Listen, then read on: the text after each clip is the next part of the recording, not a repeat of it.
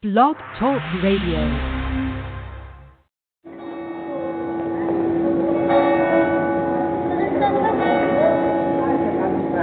Hey, yo, L, what time is it? It's 7 o'clock. Why? What's up? Hindsight time, that's what's up. Hindsight time. You already know. Don't leave me. Trying to get my knowledge on, too. That good old knowledge without a college, bro. Don't be stingy with the knowledge. You walking on slow, let's get to hard stepping. You know what time it is. Those who don't listen, special. Real special, real special. You know, I ain't old as I look, but I'm never too old to get that knowledge. You are now listening to Hindsight Radio. Remember, all I'm offering is the truth. Nothing more.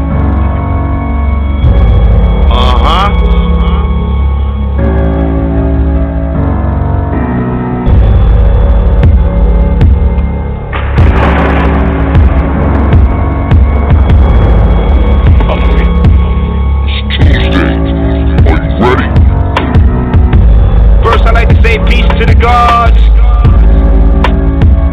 Welcome to Truth Tuesday with your host,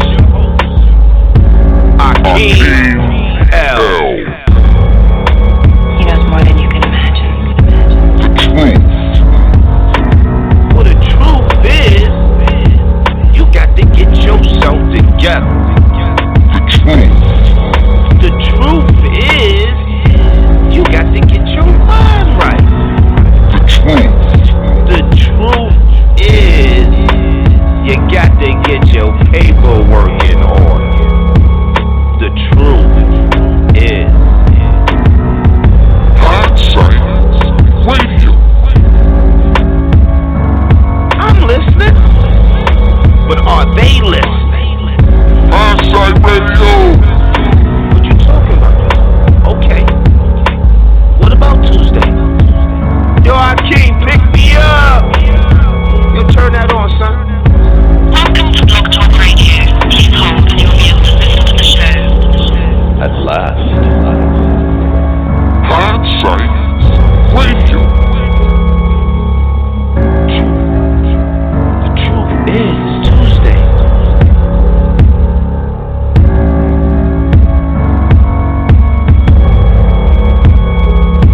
With your host, Akeem L. The truth.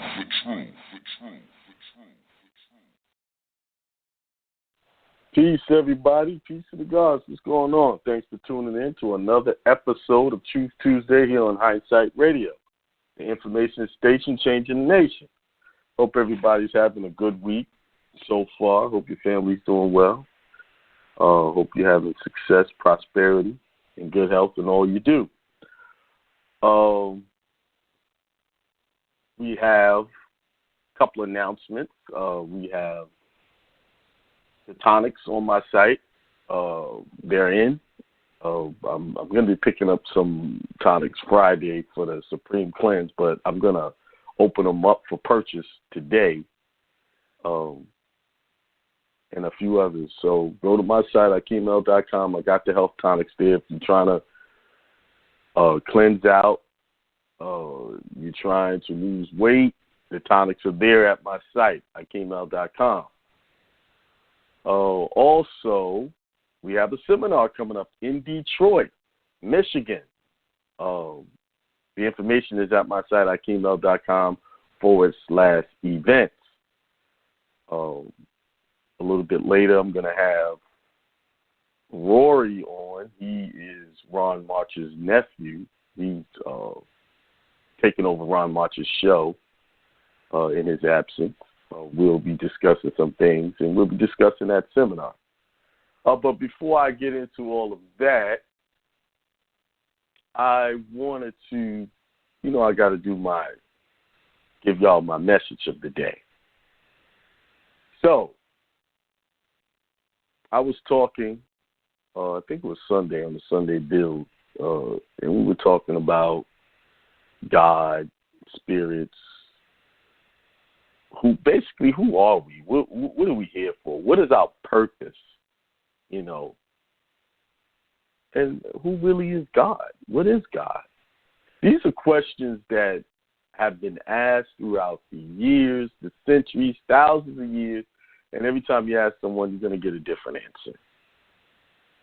It's going to be some interpretation that they think is best for them or they think is best. See, the trouble with the interpretations and trying to define God in this physical existence is almost impossible in this limited physical body. So in order to define God, you have to go into what you call a higher consciousness. You know, you have to basically go into a deep state of meditation. And when you do come up with an answer, the answer is going to be your answer. It's not going to be someone else's answer. See, the trouble with churches and religious structures, they try to give you one answer for so many different people. It's one way or the highway. My way or the highway. Teach it. You know, if you go to one culture, they have a ritual that they abide by that they say is the path to God. You come into Christianity, you accept Jesus as your Lord and Savior, that's the path of God. Hinduism and all other schools of thought when it comes to religious ideas, they have their idea of the righteous path to God.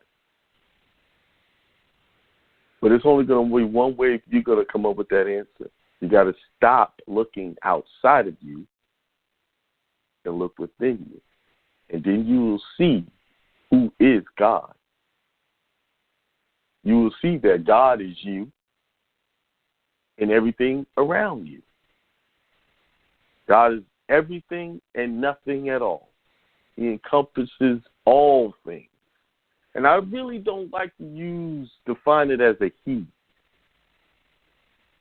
Because if we all come from God, both male and female, all things come from God, then it's everything. See how hard it is to even put that into words? Words cannot describe the Spirit of God. But one of the things we were talking about was, what are we looking for? That never-ending search for answers. And it seems like just the moment you feel like you can touch that answer or you grasp the answer, it disappears or it goes away. As soon as you think you're close. The ultimate answer is God is knowledge, seeking knowledge, wisdom, constantly seeking and getting to know yourself. Looking at yourself in the mirror and asking yourself the question, who am I? What is your I am? That is God, seeking God constantly. And looking at yourself with the truthful eye, being truthful, and realizing the things you must do to gain that higher level of consciousness, that higher level of spirituality. I read the Bible. I was reading it today, and I was looking at Matthew's chapter 4.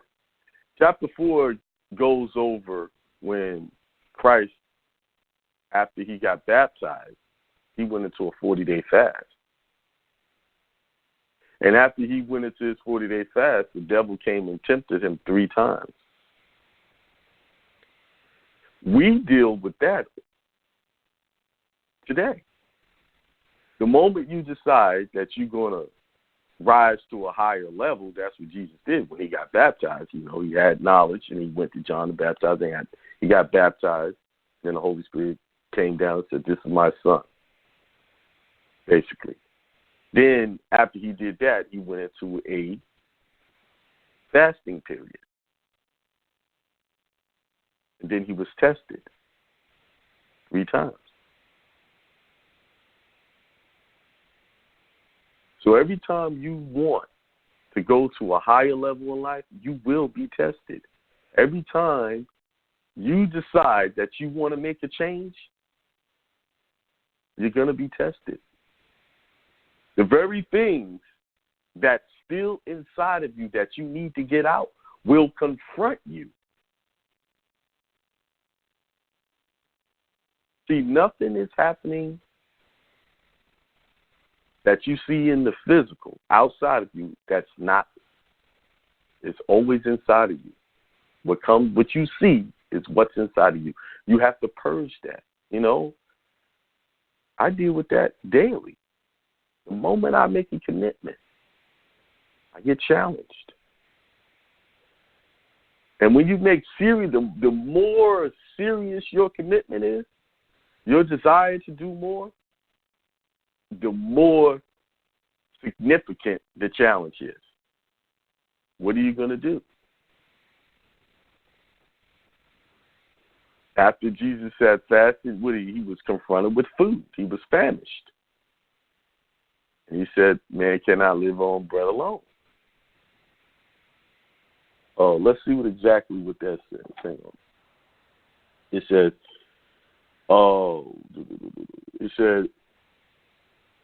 then Jesus was led up by the Spirit into the wilderness and to be tempted by the devil. He fasted 40 days and 40 nights, and afterwards he was famished.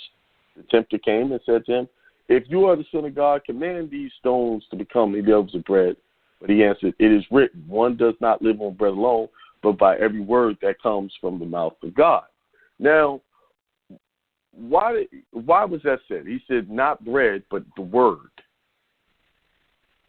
Because what you're seeking daily is knowledge, true knowledge, accurate knowledge. Now, in your quest for knowledge, you're going to confront lies, misrepresentation. That's why I've been saying over the last couple of weeks, don't take my word for it. Don't take anybody's word. Turn over every stone and look at it. Read the lies as well as the truth, because in all of them you will find the ultimate truth. You cannot get the full picture if you're only reading things and looking for things that fit the narrative that you have created in your own mind. And that's what happens in what we're doing now.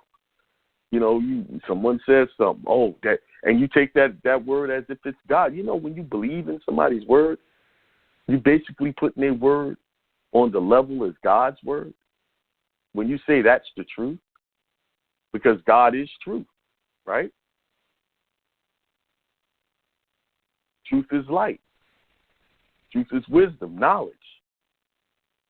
All of those are other ways of saying God. When you say something is the truth. But how do you know it's the truth? Did you read it? Did you come to an accurate knowledge and study that information?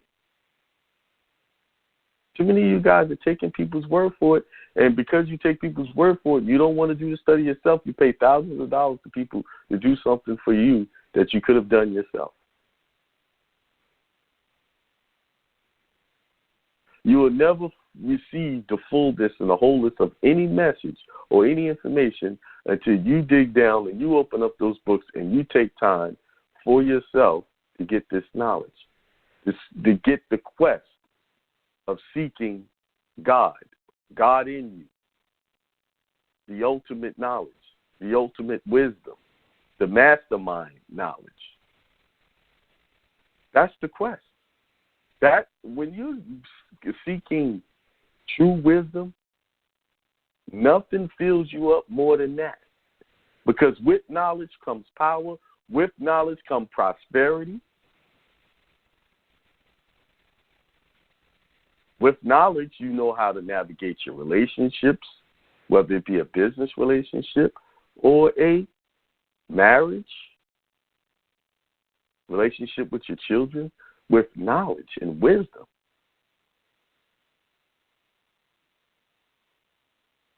But too many people leave the job that they were put here to do, to seek the knowledge of self, understanding thyself, to other people. And this is why you come up short. Because you have not done the work. And the thing about it, you're going to eventually do this work. Whether it be in this lifetime or the next, you will do the work. You will seek out that knowledge, because the job of every soul is to seek higher levels of consciousness. That's the purpose. To experience the fullness of what this life, this 3D dimension has to offer, and all other dimensions of spiritual concepts. To seek the full. Did y'all know that the Christ traveled around and studied other school of thought? Number one, he wasn't a Christian.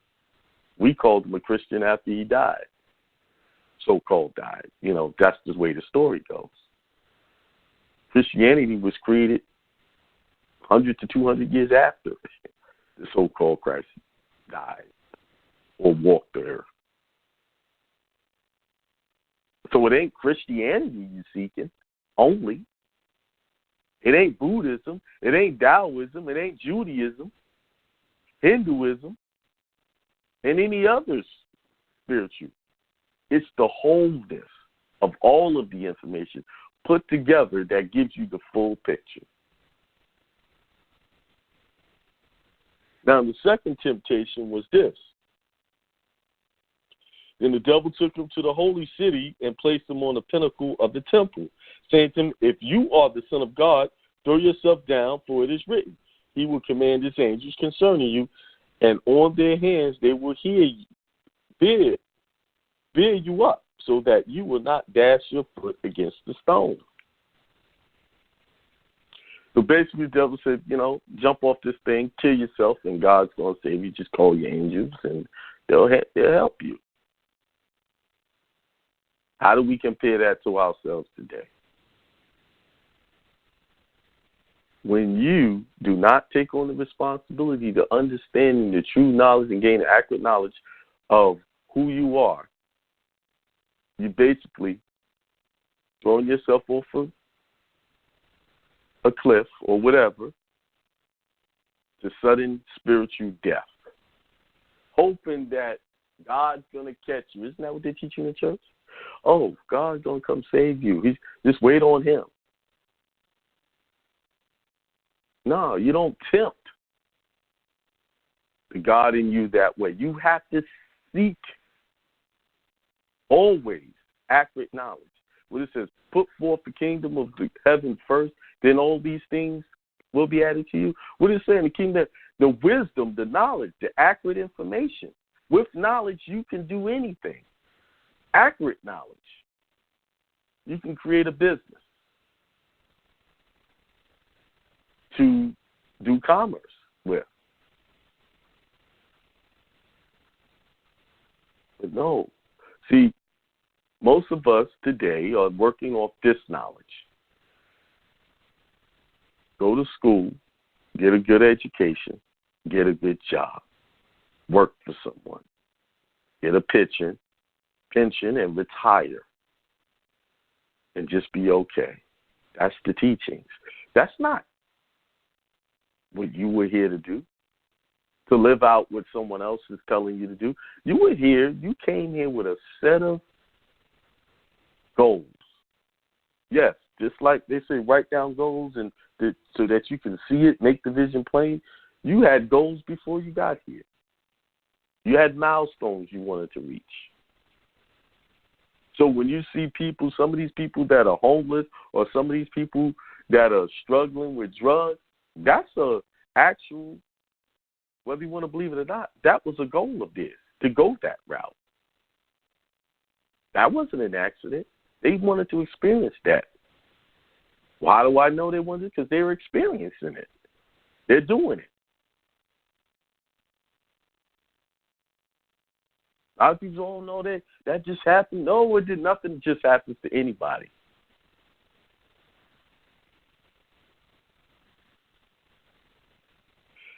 To be homeless, to be impoverished is a program, and it's a decision at the same time to accept the program. I say this all the time. People don't want to accept that the condition that they're living in is by their own hand. Because the moment they change their mind, their situation changes.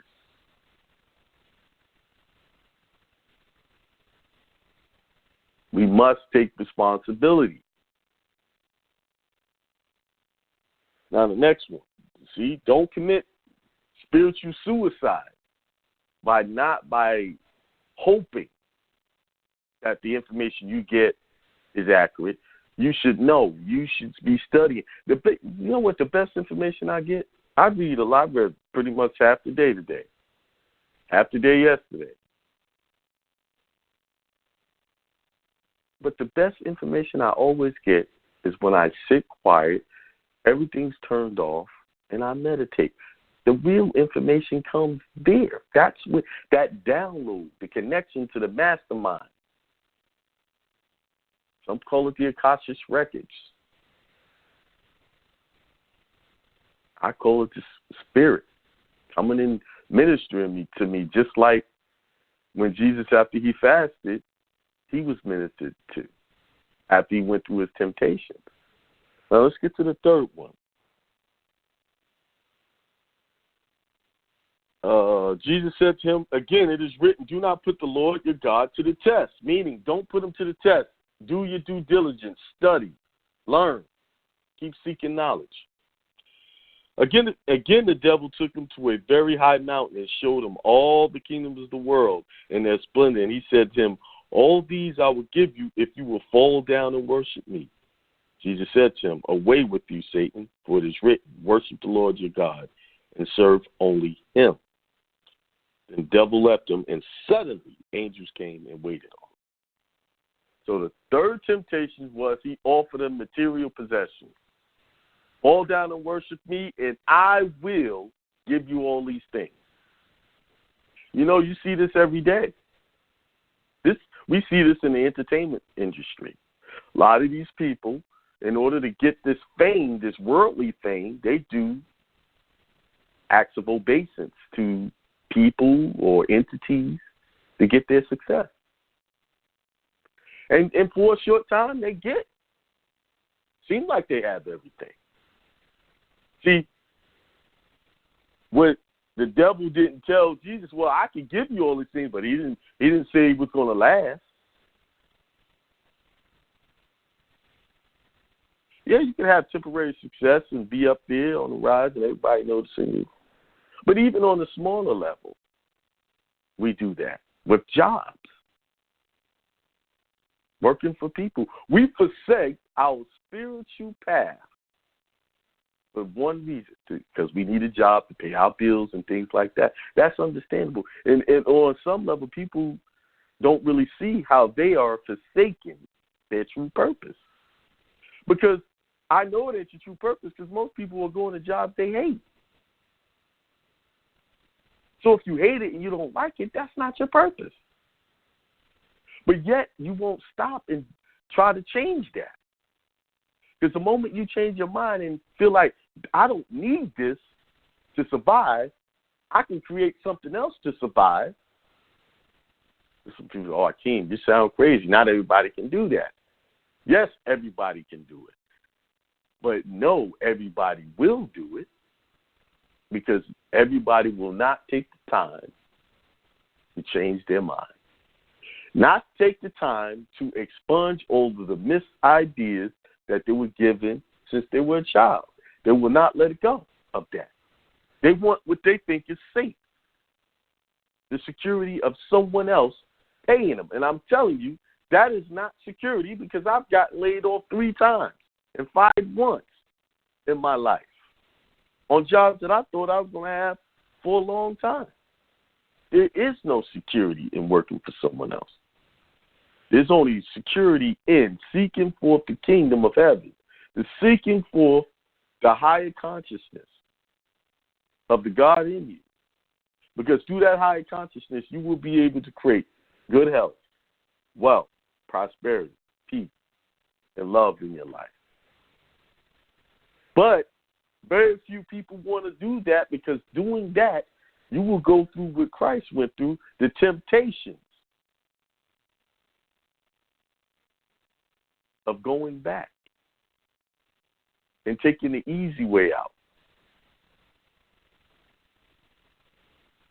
See, if you notice, he got baptized, then he went and fasted, then he got tempted, and then the angels came and ministered to him.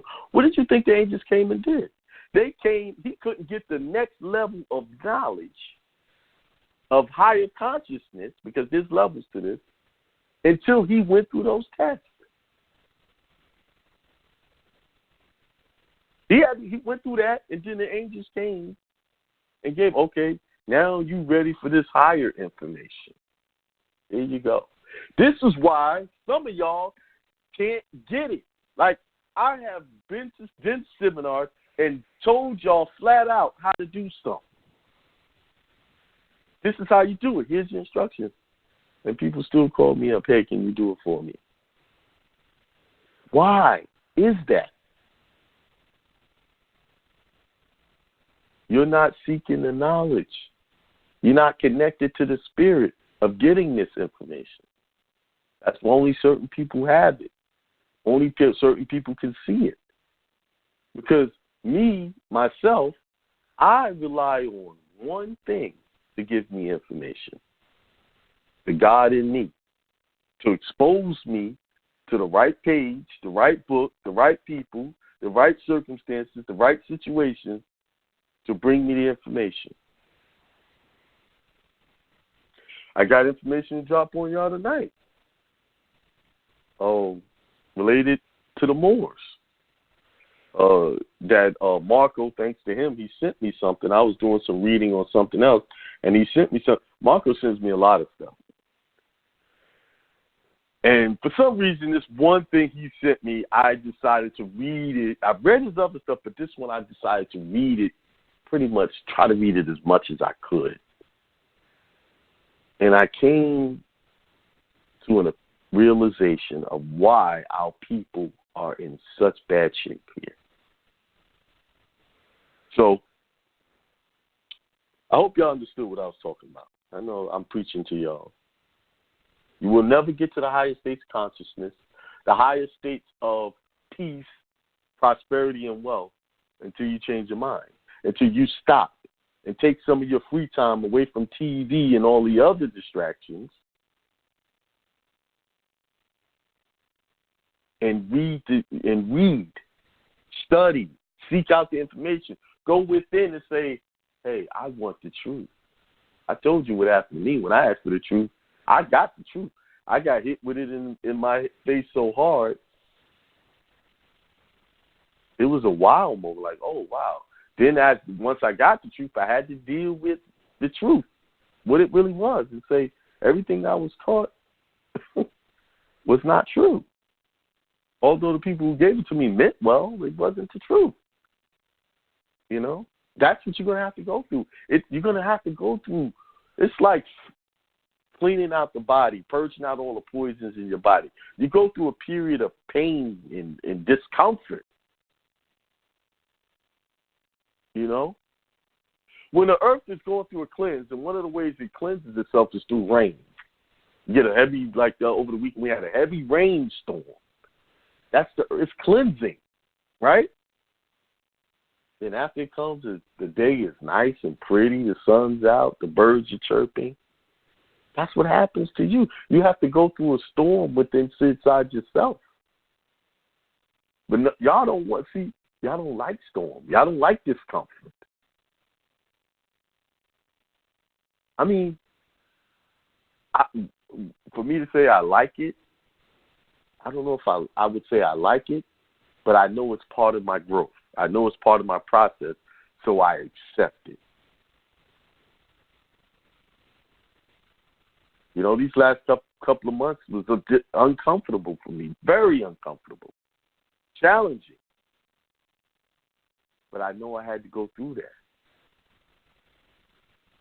Because after all of this, bigger things. I can't get the ministering from the Spirit until I go through these things. I can't get the bigger knowledge that's out there to put these puzzles together until I go through this. What better way to get challenges by the people you even worked with at one time? I mean, some stranger came up and said some of those things. It wouldn't have fazed me. It wouldn't have been a challenge. Like, whatever. But when it's someone you called yourself close to does it to you, that pisses you off, makes you want to fight, say things, do things. Nah, that's the test. What you gonna do? When they come for you, bad boys, what you gonna do? When they come for you, right?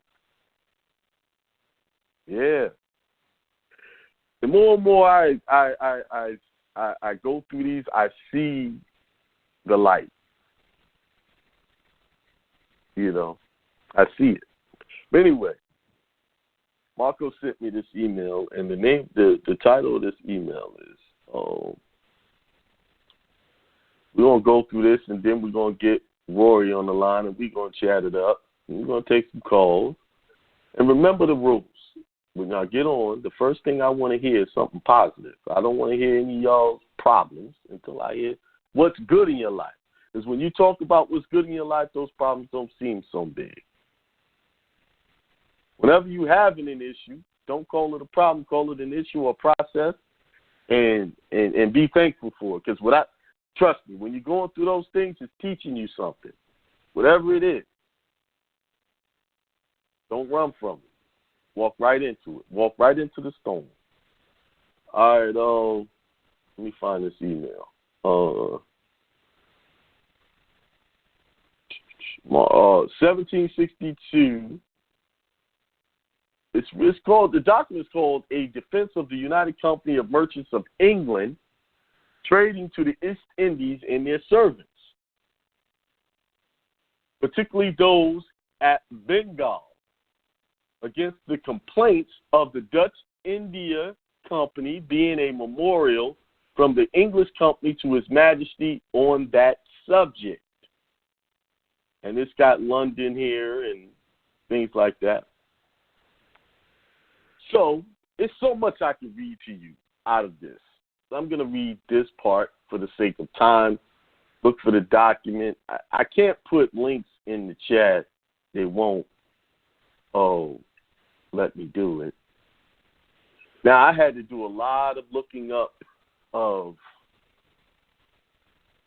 words in here or names because to know where I was dealing with, where we were talking about. All right, where is it? Okay, it's over here. All right, let's go back. Now I wrote down where I wanted to start at. All right, I'm just to give you. I'm just going to read this part, and it's kind of, you have to follow me because it's a little tough to read because in here, this is Old English, and the F's, where you see F's at in a lot of the words, it's supposed to be an S. Okay? So I have to look at it, and my mind has to adjust. Okay. The company's servants at Kasimbazar could not, as was above said, procure the withdrawing the Moorish troops. But under the promise of sending commissioners to Calcutta, 2 commissioners therefore were sent thither on the 29th of May, who after the space of some months were constrained, and as it were under the guarantee of the President and Council at Fort William, to enter into a more precise convention with the Nabob, dated the 23rd of August of 1760. Now, what is the Nabob? What is that? Let's look that up. Nabob. I had it. Let's see. Oh, by the way, just to let you know, this was the Mughal Empire.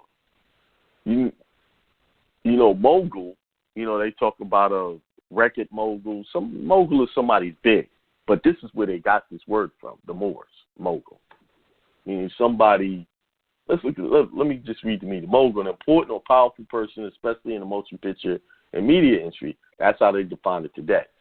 Back then, a mogul, it was called the Mogul Empire. Okay? Now, I was looking up the word nabob, N-A-B-O-B. A Muslim official or governor under the Mogul Empire. Tycoon, magnate, millionaire, billionaire, multimillionaire, plutocrat, more. That's the synonyms for mogul. So now you see that mogul is a Muslim word. It comes from basically our ancestors. All right? All right, keep going. Of which, among other hard conditions that were violently forced upon them, the fixed article contains that the director and council of the Dutch company, Sabal, now and at all times, whenever the Nabob may require it, permit one of its officers, accompanied by one of the English, to muster or visit their troops and military stores at Chintsura and their other factories, or if any other means can be agreed on between the governor and council of Fort William. Oh, yeah, Fort William, by the way, is a place in the Netherlands. It's a fort in the Netherlands. They got a lot of Fort Williams. They got some here, but I had to connect the times because this was 1760. So the Netherlands. Now, we were talking about the Netherlands. Now, remember I told you that brother said, do your apostille to the Netherlands, right? I'm just not stealing, adaptating apostille, but this is connecting that information again. And the director and council of Chintsura, whereby the governing council of Fort William may, to their satisfaction, be assured of the number of their troops and the quantity of their military stores, and be as umpires empowered to give a satisfactory answer to the Nabob as to the security of this country, that then, and in that case, the Nabob would be father in, I don't know what that word is. The way this old English is hard to read. Basically what's happening here, this document is a bunch of letters. I just wanted to see that it said Moorish troops. I wanted you to, that's really why I read that. And I can keep reading this because it talks about the Moors all throughout this document. I'm showing you. This was in the Netherlands, which used to be the Dutch Republic, which is the birthing place of the Dutch India Trading Corps. Now, here was the problem. Just kind of summarize it for the sake of time. The Dutch Indian Trading Corps was going around trading with all of these, Europe, the English, all over, basically. The English, which was the Moor soldiers, and the English are the ones here in North America, kept interfering with these trading routes. They would rob them, do all kinds of stuff, basically. So they were trying to get this situation to stop. Why am I saying this? As I was reading through this document, all through this, pages and pages, this was a constant problem. The English Moors, the North American ones, were causing problems. Now, as I'm thinking about this, I can kind of see why we've been left here to our own devices. Because they were interfering with trading, commerce, not following the treaties. Now, I suggest you take and read this for yourself.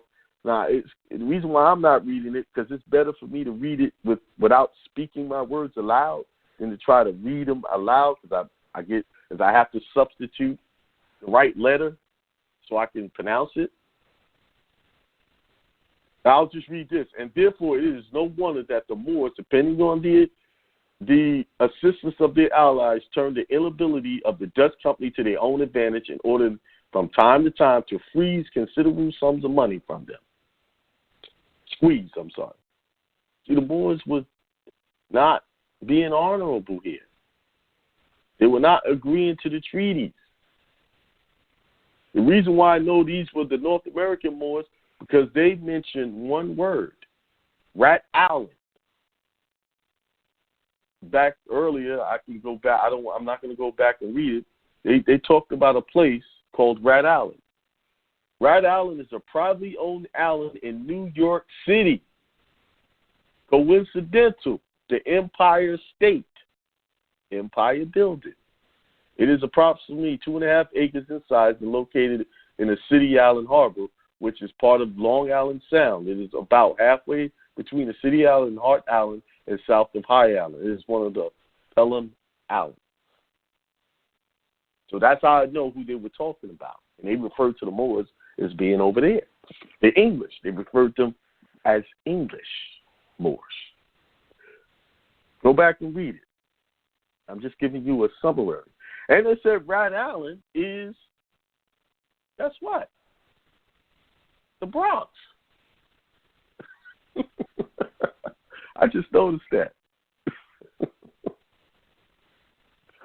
Just noticed it. Wow. But they said I should probably, I got to look into that some more. But anyway, 7:55. Got a couple of minutes. I'm going to take a short break. Then we're going to come back, pick up Rory, because, my daughter calls at 8 o'clock on the dot. So read this document. I put as much as I could in the chat. So look that up, either by title. I'll give you the title again. It's called A Defense of the United Company of Merchants in England Trading to the East Indies and Their Servants, particularly those at Bengal, against the complaints of the Dutch East India Company, being a memorial from the English company to His Majesty on that subject. Another thing, one of the biggest things they were trading and interfering with was opium. Yes, drugs, y'all. Opium. And they're still doing that today. The biggest commodity that this government and all governments around the world is in is drugs. That's why they're over in Afghanistan and protecting them little poppy fields, protecting opium and all of those things. All right, I'll be right back. I'll take a short break, and then we'll go to Rory. Be right back.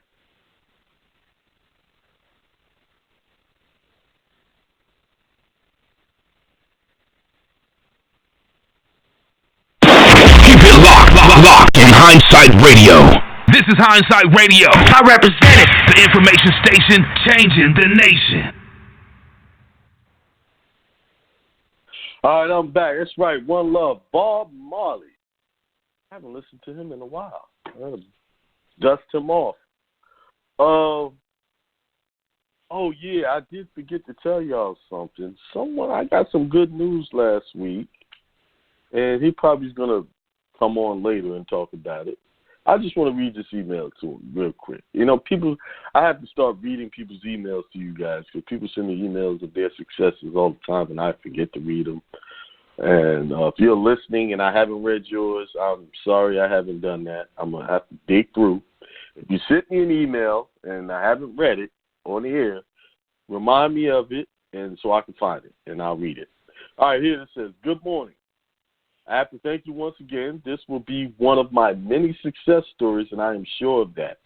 I checked my in-leaguer's old name credit on, I'm not going to say his name out in public, and the government corporation, not going to say that corporation name, has actually discharged my school loan, and I am very sure it is a direct relation to what you have taught me.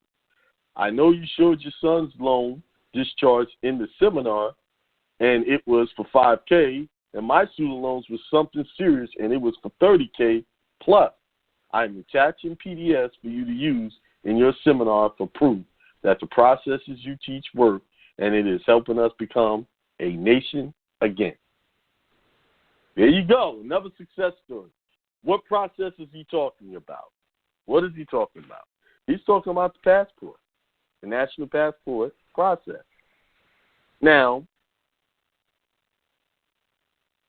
people who have done it the way I've taught it and use my affidavit that I have created, student loans are going away.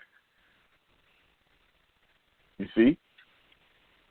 Now, if you did it your way and used your affidavit, I don't know if that's going to be the same results. You'll still become a national and get your passport, but those results, there's something in that affidavit that we created.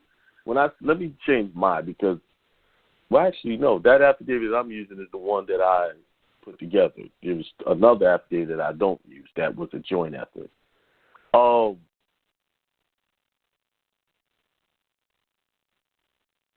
The one that I'm using to help people get their passport is getting that result.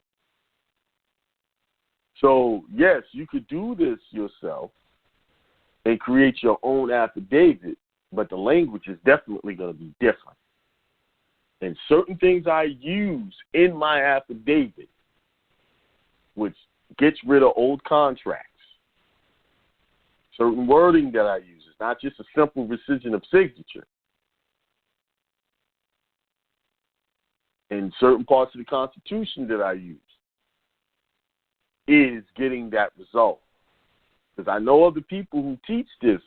I'm not the first one to teach how to get the passport of the national. You got people out there teaching how to get it as a state citizen. But they're not having those results. I'm teaching you how to go back and call yourself what your ancestors were called in these treaties. That's what I'm teaching. Creating a nation of people that are respecting what their ancestors did, getting back to doing commerce, getting away from what I was reading in this document, how these Moors were not being honorable, not respecting the treaties, where they had to go to the His Majesty and get them to stop.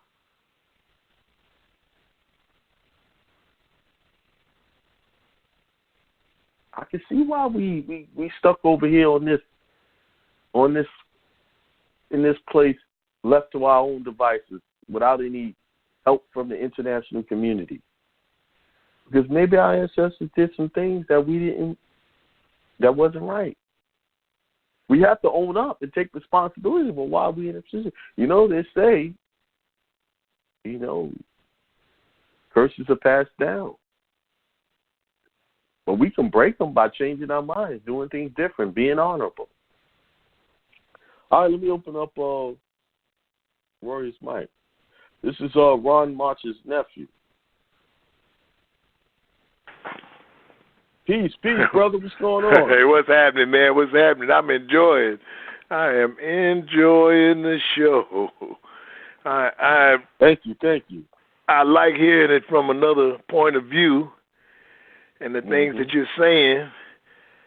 I might not have said it the way you said it, but the points stand out, brother. That's the point. That's the point.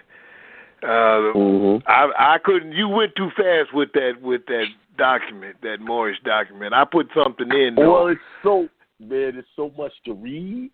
It's not even a Moorish document. It's just the Dutch India Trading Corp was seeking help because they kept getting robbed, basically. The troops kept getting and I put that in. I put in Moors behind it. First, I put in Dutch India Trading Company. And then I put Moors behind it, and I came up with a document that not only coincides with what you were reading, but it also the language that of it, just a couple of paragraphs basically affirms, that's the word I was looking for, affirms your interpretation and what you read, and that there was a dispute. Now, what I try not to do is draw conclusions. I do anyway, but as a point of reference for me, I try not to use the word I think, because I'm upset when I watch what is called the news and they tell me what they think. So I already know that I don't care what you think. Tell me what you know. I don't care what you, KNOW. Tell me what you know. Don't tell me what you think. Or let me read it for myself so that I can come to my own conclusion. And those are the points that make. So without that, but, this is some information that I need to study. I always told everybody that shipping trade, South Africa and around, everything from Africa goes south to South Africa and around and across.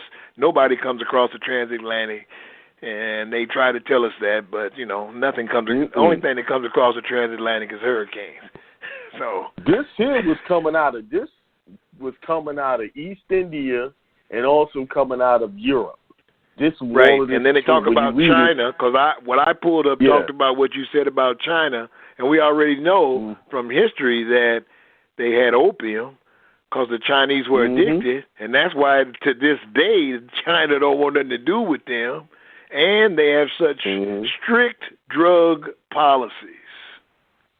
Yeah. Now, to this day, all of those out of China, out of India, out of the Dutch Republic, all of those were just different Moors in different areas.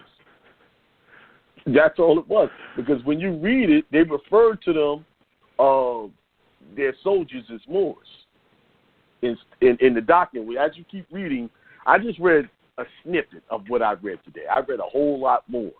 I could have went to this page. I'd still be reading if I kept reading that document, but time wouldn't permit it. And as I probably would go back into this document more to show you how they were referring to them. They were just different types of Moors coming out of different places.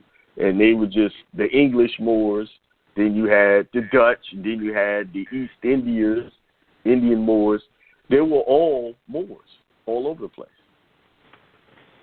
Yeah. Well, I think, and I said from the position that we're taught not to understand the term Moor. We were taught to connect it to Morocco, and the things that you just said, Moors were everywhere. That we're not even taught that. That's not a reality of any. They try to tell you they come from one place. That's what they're trying to tell you. Yes, yes. But and it only takes a snippet, as you just said, of study to find out that Moors were everywhere. Yeah, they have to teach you that you were smaller than what you really are. Whenever there's a group trying to become more powerful than you, or they want to minimize your importance, they always have to downplay your contribution.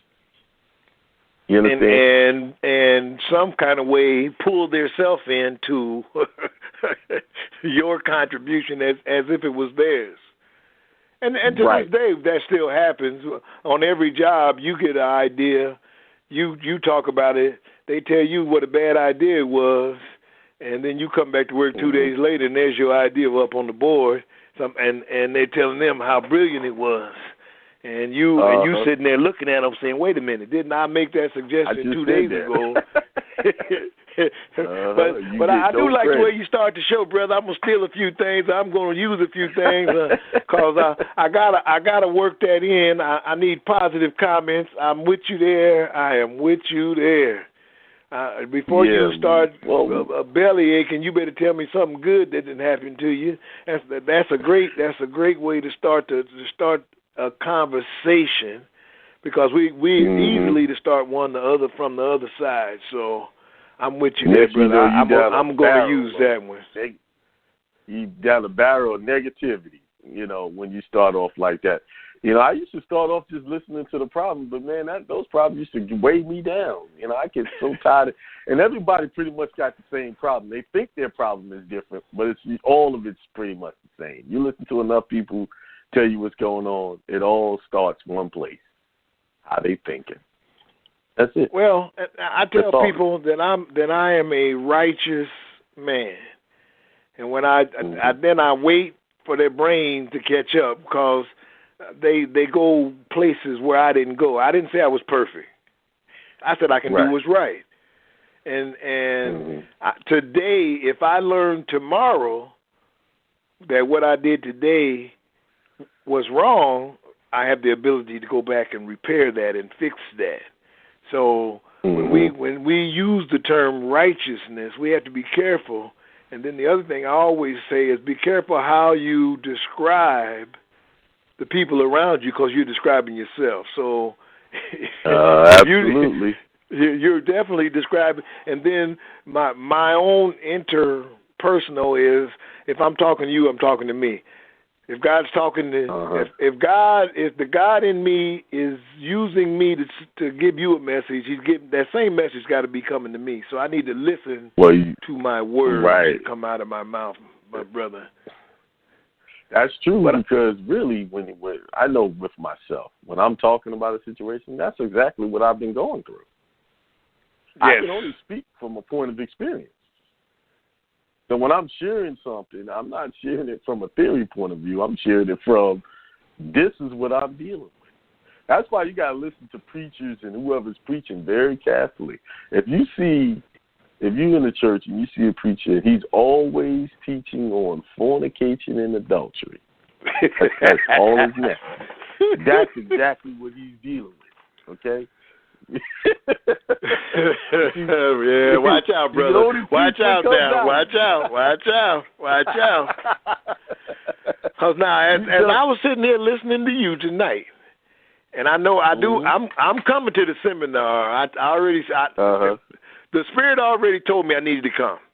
So everything the path has been laid, the whatever obstacles I had, and you're absolutely correct that you better be careful what you say because more obstacles are coming. But I didn't already.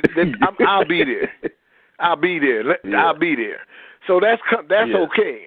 But we got to be stewards of knowledge. Yes. And I almost lost my thought, brother. That's you got to be stewards of knowledge because we must figure out how we can make this happen and do what we need to do, and further get a plan. And I told somebody that today. I got a plan. They said, "Well, you got a plan?" Yes. And yes, I get frustrated. And yes, I get mad. And I can do two things. I can get mad and act a fool, or I can get mad and do something. And that's a choice I get to make. And that's how I became. That's what happened with the trust and all the other things that me and you had talked about. And this knowledge that you're giving me is just the next step in that quest. Even though we're dealing with, I know I was going to say, you said something and it hit the UCC because of just what the Moors went through when they tried to disrupt commerce. That's what I was going. That's what I lost. That I came back to me. You said something, and that's when the Universal Commercial Code popped into my head because I say that I'm gonna use your show has been very positive. I say it on my show. I say it all the time. White people will write things down for a reason. And when they write things down, they don't just write it down cause it didn't happen. They write it down as a way to, one, for them to remember, and two, so they can deal with it the next time it comes around. And everything that you said, I'm reading this thing that said the Moors disrupted commerce. And when we see our people marching and all that stuff, blocking freeways, that is considered disrupting commerce. And when you disrupt commerce, things happen. Now, I'll just say that all you got to do is look at the boycotts. All you got to do is talk about a boycott, and things happen when you start getting into somebody's pocket. But the things that you're teaching and that we're grasping this knowledge allows us to utilize commerce to our advantage and makes us the beneficiary, the B word, of what your and I haven't been to the seminar yet, but you nailed me. I need if I don't know I'm a beneficiary, how am I gonna get what's mine? Right. If you don't know what to call yourself, how are you gonna get there you go. Now that's we leading. I love when conversations go full circle because that means we getting it. If you don't know how to do your national passport and your I call it awful David and your affidavit to make it make sense to the person who you getting ready to send it to, they're not going to relieve your student debt. Now you said it.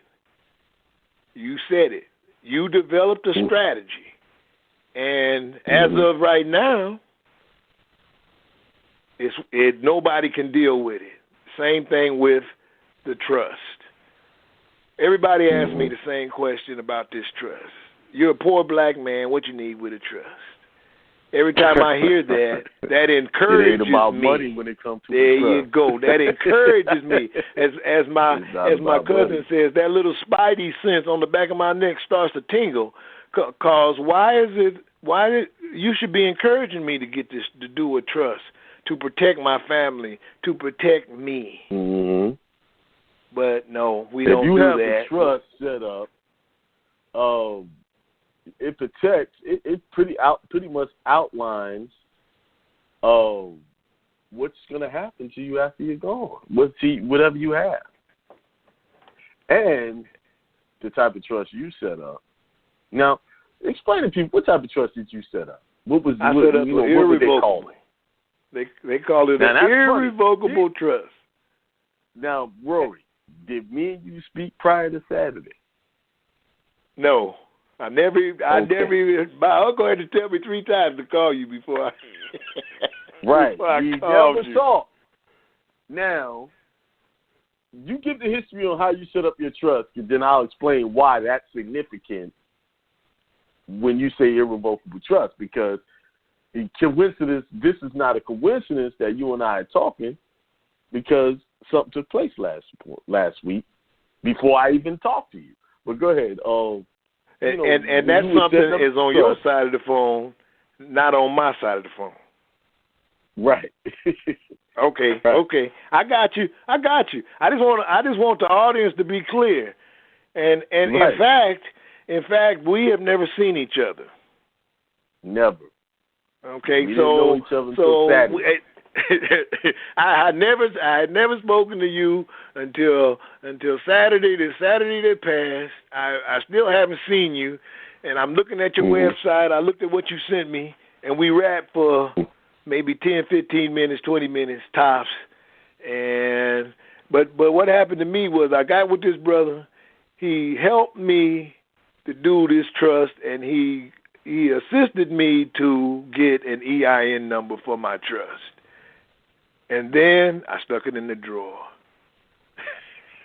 and closed the drawer right next to in my office, and it sat for 361 days, almost a complete year. And then I got a nudge. As I told the lady in the bank, asked me the same question, why are you here? And I told her I got a little nudge. And the nudge, they was messing with what, as I consider it, my money. And I got mad. And I knew I could have went to the bank and clowned, and they'd have had me doing the Macarena with the handcuffs. or I could do something about it. So as you said earlier about this spiritual nature and how we rise, my spiritual nature told me, pull out that trust. I pulled it out. I read it. It was dated 2018. I flipped the date to 2019 and started the process and went out and talked to somebody for 45 minutes who had nothing that they could tell me. Every time they asked me a question, I said, I got that. I did that. They told me, go kick down the bank door. I kicked down the bank door and scared the bank lady. Took her an hour and 45 minutes to set up a normal bank checking account in a trust. She was so nervous she couldn't figure out what to do. It took two of them. They kept trying to ask me questions, and the normal questions was, who did this for you, and did a lawyer look at it? And I told them I did it and no. And then from that point on, they took my document, they made some copies. I was determined I wasn't going to leave till it was set up. I asked them how much money I need to set up the account. They told me $25. I put $300 in there, set up the account, and since then I didn't even realize it. This was on a Monday because I was mad. This happened over the weekend. Monday morning I took care of it. By Thursday, Friday, I realized the magnitude of the account that I had set up. And then Friday afternoon, I kicked the door down at another bank, a different branch, and they laid out the rest of it. And I've been using the account ever since. The account, my trust is called Lucas Friedman Trust, and I came up with the name myself. I have a crest. I did some things with it, and basically my immediate descendants, including myself and my mother, are all beneficiaries of the trust.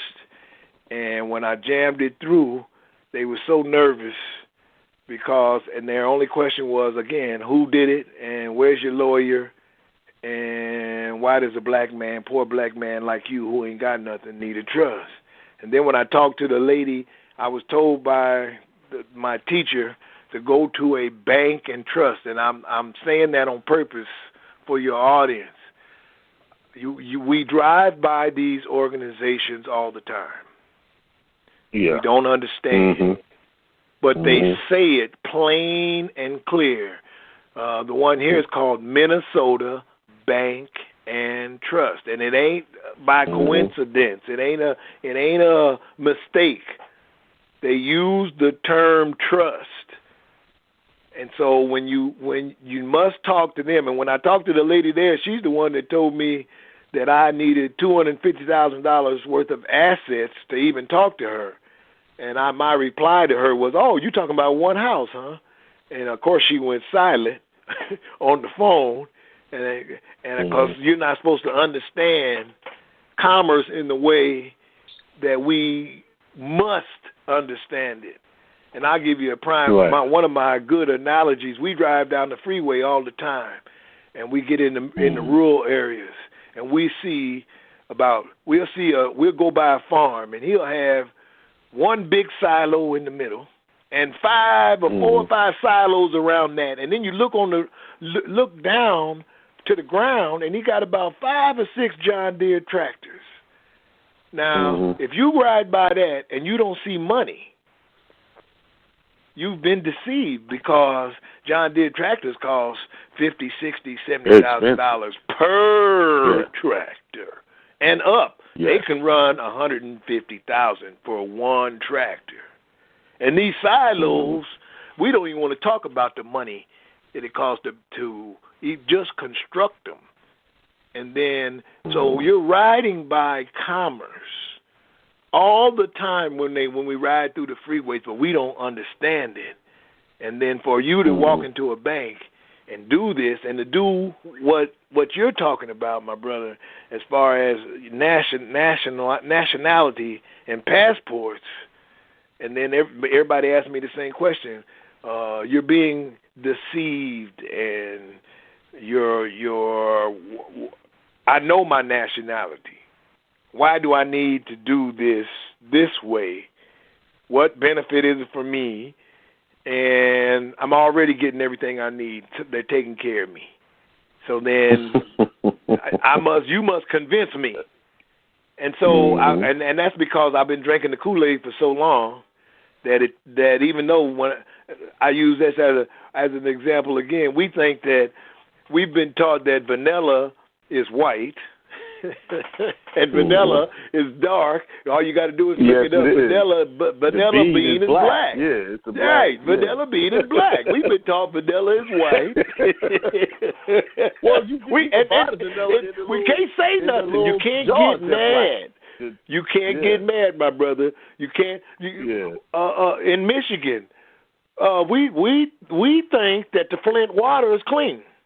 And I use that example. If my wife turns on the faucet and brown water comes out, she ain't gonna drink it.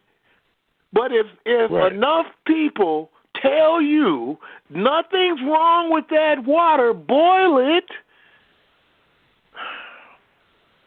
for 18 months. They'll drink it Now, and you can't get mad at the Flint people. You can't.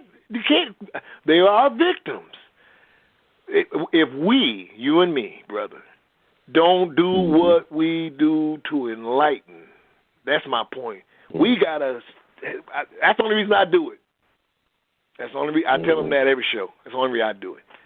I gotta say something. I gotta say something, brother. And then not only do I gotta say something, I gotta do it. Cause that's we got a lot of brothers out there that'll say something, but they don't do it. So that's how that was I'm telling you. And I had 2 checks, and I was mad. One of them went through, and the other went to hell for a week. And by the time when I got back with that check, I told them I slid my trust account across and said, put that in my trust. And the lady looked at me, and she asked, who did this for you? I'm like, hold up. I took my wife with me this time because we got to bring our significant others and everybody we can into this fold because we have influence as men. Right. And we must, as men, step up. And we can't get mad for the ones that don't. True. We got to step up for the ones for us and do what we need to do. So I had already been planning a trip to come Memorial Day weekend. I had told everybody I'm coming Memorial Day weekend. And then the only thing that happened was me and you talked. I found out about the seminar, and all that did was push the envelope. The wife is coming, so she's not going to let me go to nothing and learn something without her being there so she can quiz me all the way back home.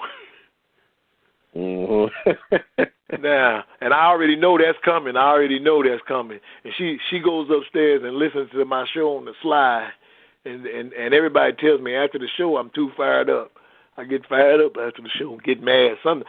I like your style, brother. You smooth. You don't curse. Every now and then I get mad and start cursing. You know, I did a show on Tuskegee and it made me mad. I just did curse tonight. I'm inviting your audience. We're going to do a show tomorrow. I'm just doing a little plug. It's the Ron March show. It's my uncle's show. I took it over. I'm not going to change the name because it was his show. But well into his show when I started helping him, the creator already tapped me on the shoulder and said, you got to do this show, right? And I was like, no. I went kicking and screaming, but I took over the show. My uncle had some problems with his throat, and he probably can talk a good 15, 20 minutes, and I can go for 2 hours, 2.5, and that's the way we roll. Let's make it happen. I'm really looking forward to the seminar, brother. The information on your show, so that they'll have it. Give them the information. I'm gonna type it in. I do Wednesdays from 7 to 9. You guys, your time, Eastern time. I'm on Midwest Central Standard Times, and we do it 6 to 8. But you guys are an hour ahead of me. It's the Ron March Show. Like 7. Yeah, 7 your time. You can watch it on Facebook. I try to do a Facebook Live. I didn't do it tonight. I'm just trying to relax. I even got to eat dinner. I usually don't eat dinner on Wednesday till after the show. I listened to your show for the hour, and I got to eat a little bit. The wife was happy. Everything was cool today. I'm telling you, today was a great day, brother. I'll start out with today was a good day. I woke up knowing what I needed to do, and everything fell in line like it was supposed to. Fell right in line like it was supposed to.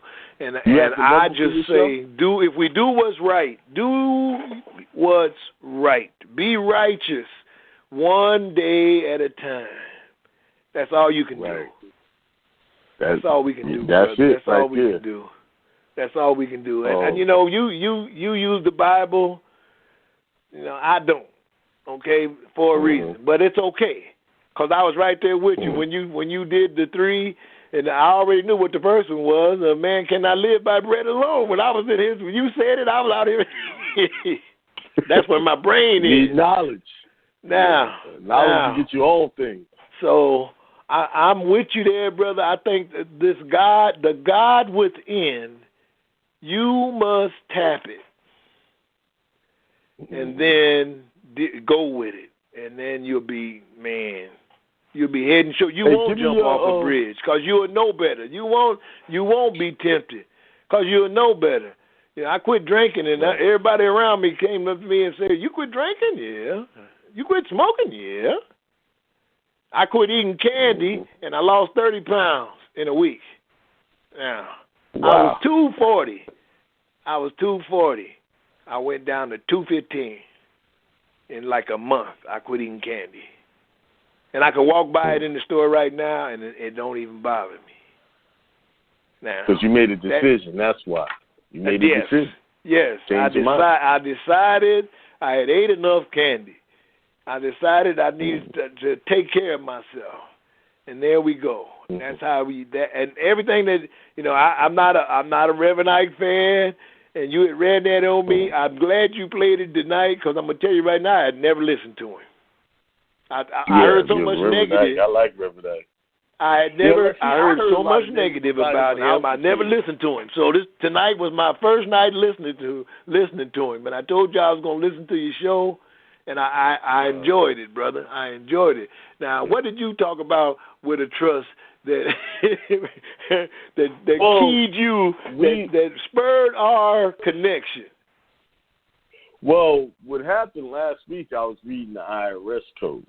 I was reading the 1040 form and the 1041 form. And in the 1041 form, it talks about trust, but it only talks about revocable trust. So when you're dealing with these entities, what they don't talk about is what you should be doing. What they do talk about, you need to be leery of it. If they're telling you, do the revocable trust, so they're encouraging you to do a revocable trust because the revocable trust gives them complete access to your trust. Whereas an irrevocable trust, no one can touch that. No one.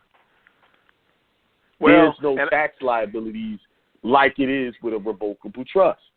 And I want the audience to know how true that is because after I told my mother what I had done, she went to her lawyer and she went to her tax lady, and she did not get the right answer.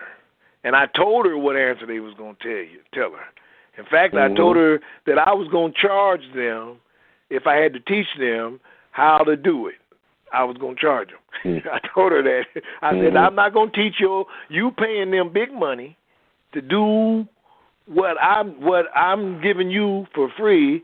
And I told her I told my wife, we talked about it, she got a $10,000 Mother's Day gift just by understanding the knowledge of an irrevocable trust. And it took the lady it took the lady at the bank and trust that was literally right down the street.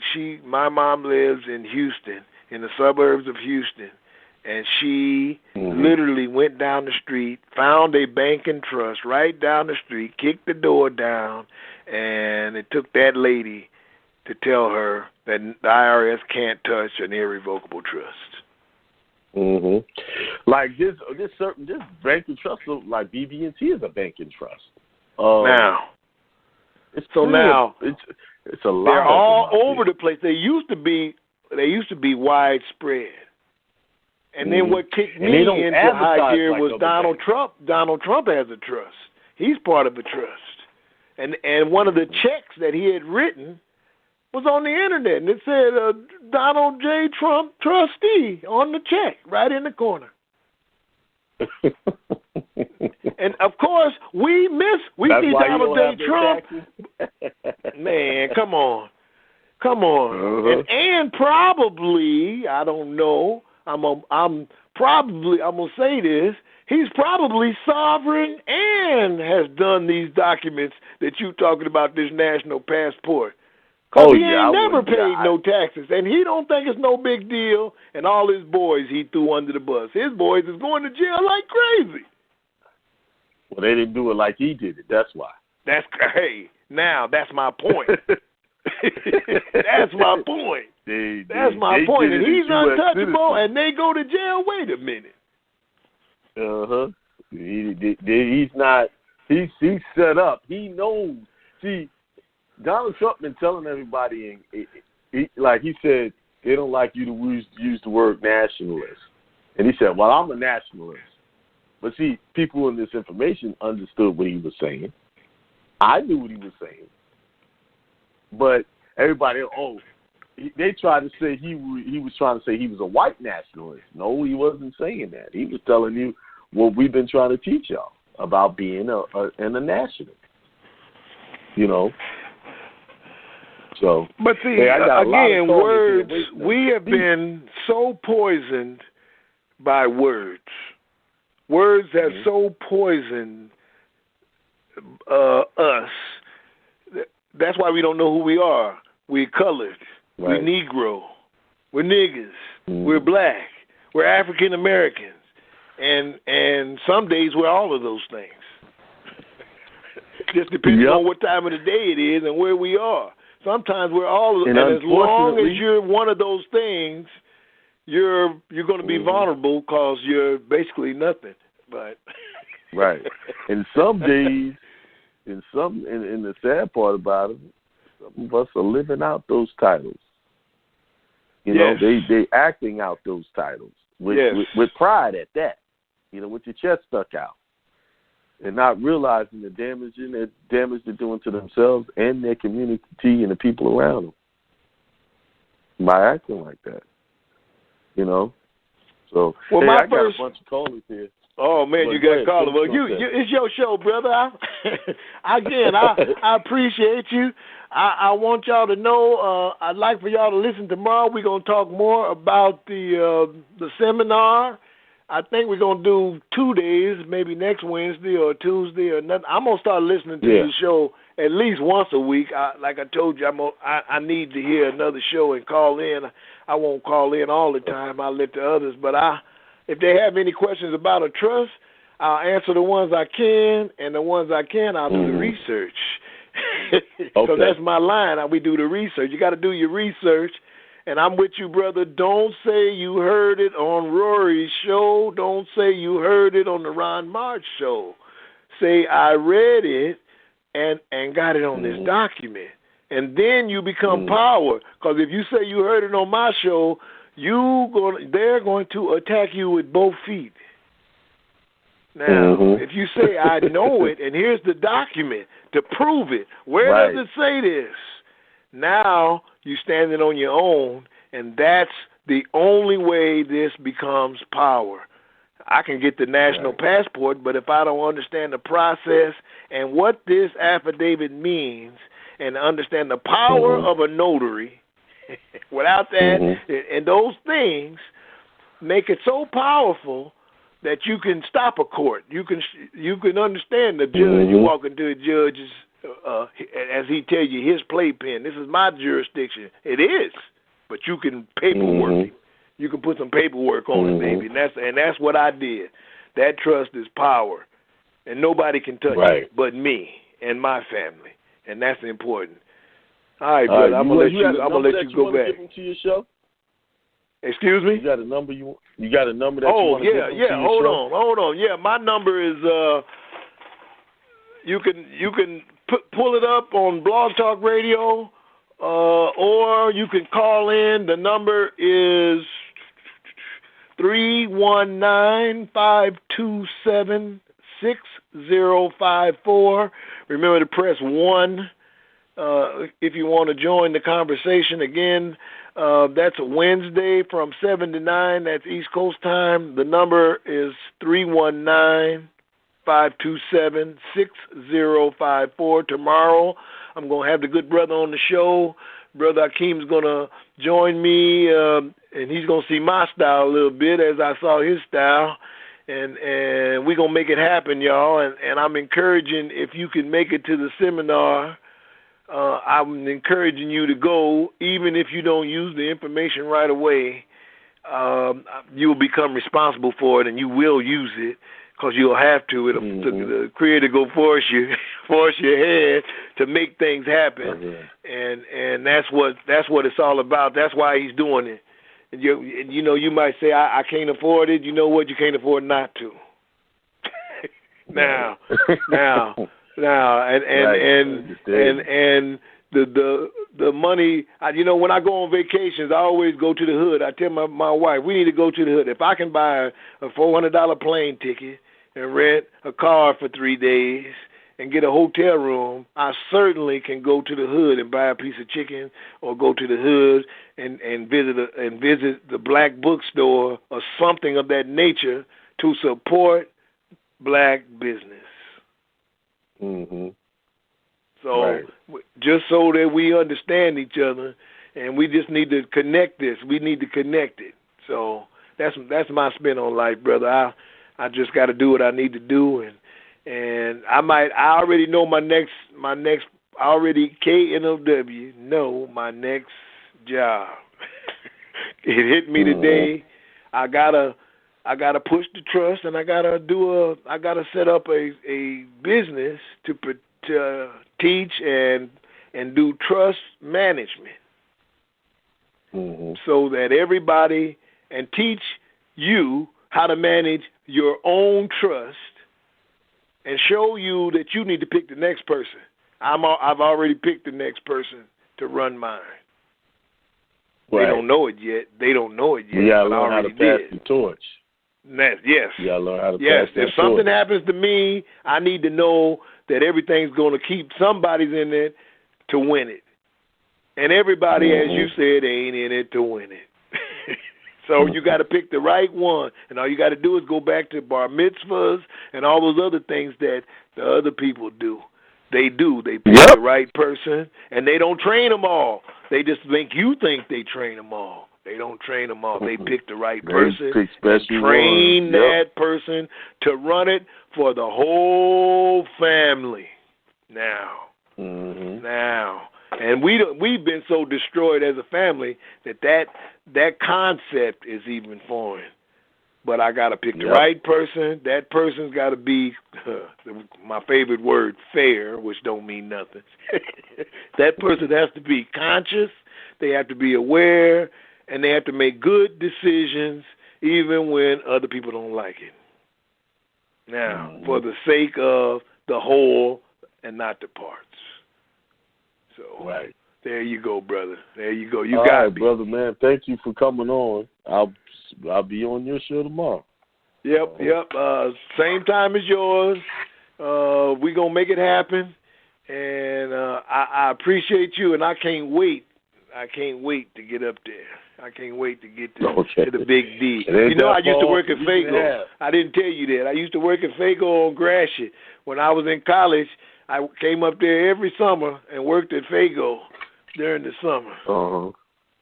And my uncle used to work there. What is that? Fago Pop. Oh, okay. Oh, okay. I was like, I didn't know. Okay, I got you now. Got it. I used to work at Fago, man. Come on. I used to live on Livernois, man. I ain't saying I'm from Detroit. I ain't gonna go that far. But I did work at Fago every summer, brother. Fago Pop. Now. Okay, got it. I got you now. Now. So I know a little bit about Detroit, just a little. I know which neighborhoods that I need to be careful in. I'll say. Yeah. I almost said stay out of, but I ain't gonna do that. That ain't my style. I know which neighborhoods to hang out and do what I need to do. I always had fun when I came up there, man. In the summertime, we always had a good time. Now. Okay. So, all right, my brother. Yeah, man. All right, man. I'm gonna keep listening. I'm gonna listen. Take your callers. Okay. If they got any questions for me, I'll take them. Okay. So we'll go that route. Okay. All right. I'll leave your mic open. You can just mute out. That's all. All right. That's what I do. I mute my phone. All right. Cool. I'll mute out. Yep. Got you. All right. Let's go to first caller of the night. Let's go to 682-564. What's up, brother?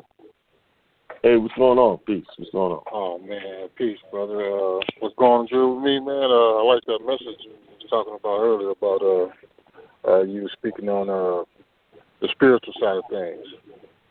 That kind of that uplifted me. That uplifted me, man. I think, brother, I'm not thinking, but that's your ministry, brother. Getting that Bible, man. You said I need to get into the book. Yeah, man. More. Okay. Yeah, you got to do that. You got to do that, man. That's that ministry, man, because you know how to get into it and lay it down on the table so we all can eat, man. That's called a spread. Yeah. I can use pretty much any of the books, but I use the Bible because where we are, that's what everybody uses. Yeah. So I speak the language of the people that they can relate, you know. So, yeah. I wasn't feeling too good, man, but you, when you was breaking it down, I was like, okay, things was just hitting me, was just hitting me, you know what I'm saying? It was just a beautiful thing. So I got a different attitude now. I want to thank you, but brother, that's your ministry, brother. Okay, that's your ministry. Hey, brother, last thing. Oh yeah, please do, man. You Reverend Knight Jr.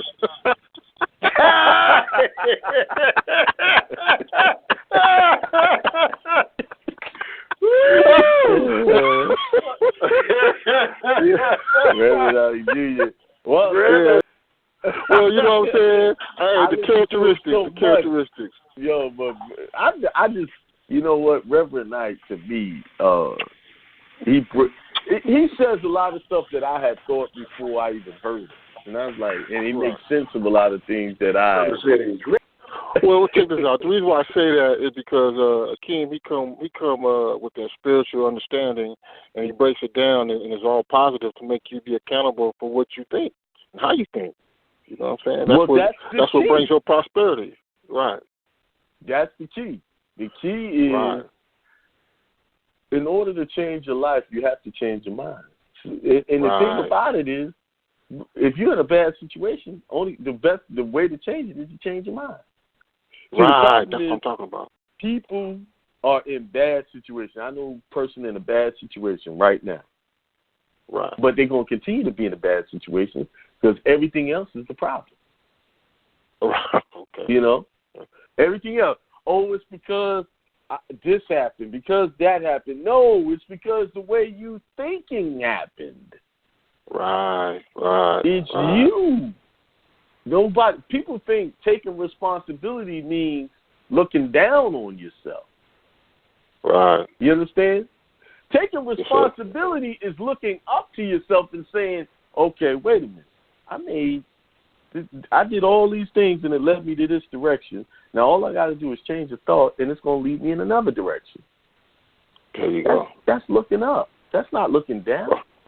That's looking to the future, looking ahead. So, okay, I need to change this. But no, when people are afraid to take responsibility because they've been put down all their life. People have looked down on them. So now they're thinking me taking responsibility is them looking down on themselves. No, it's not.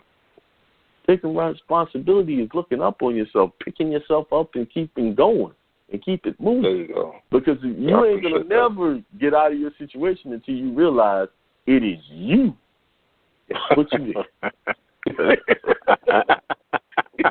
That's love right there. I so appreciate that. Because, you know, see, you say that, hey, you know what?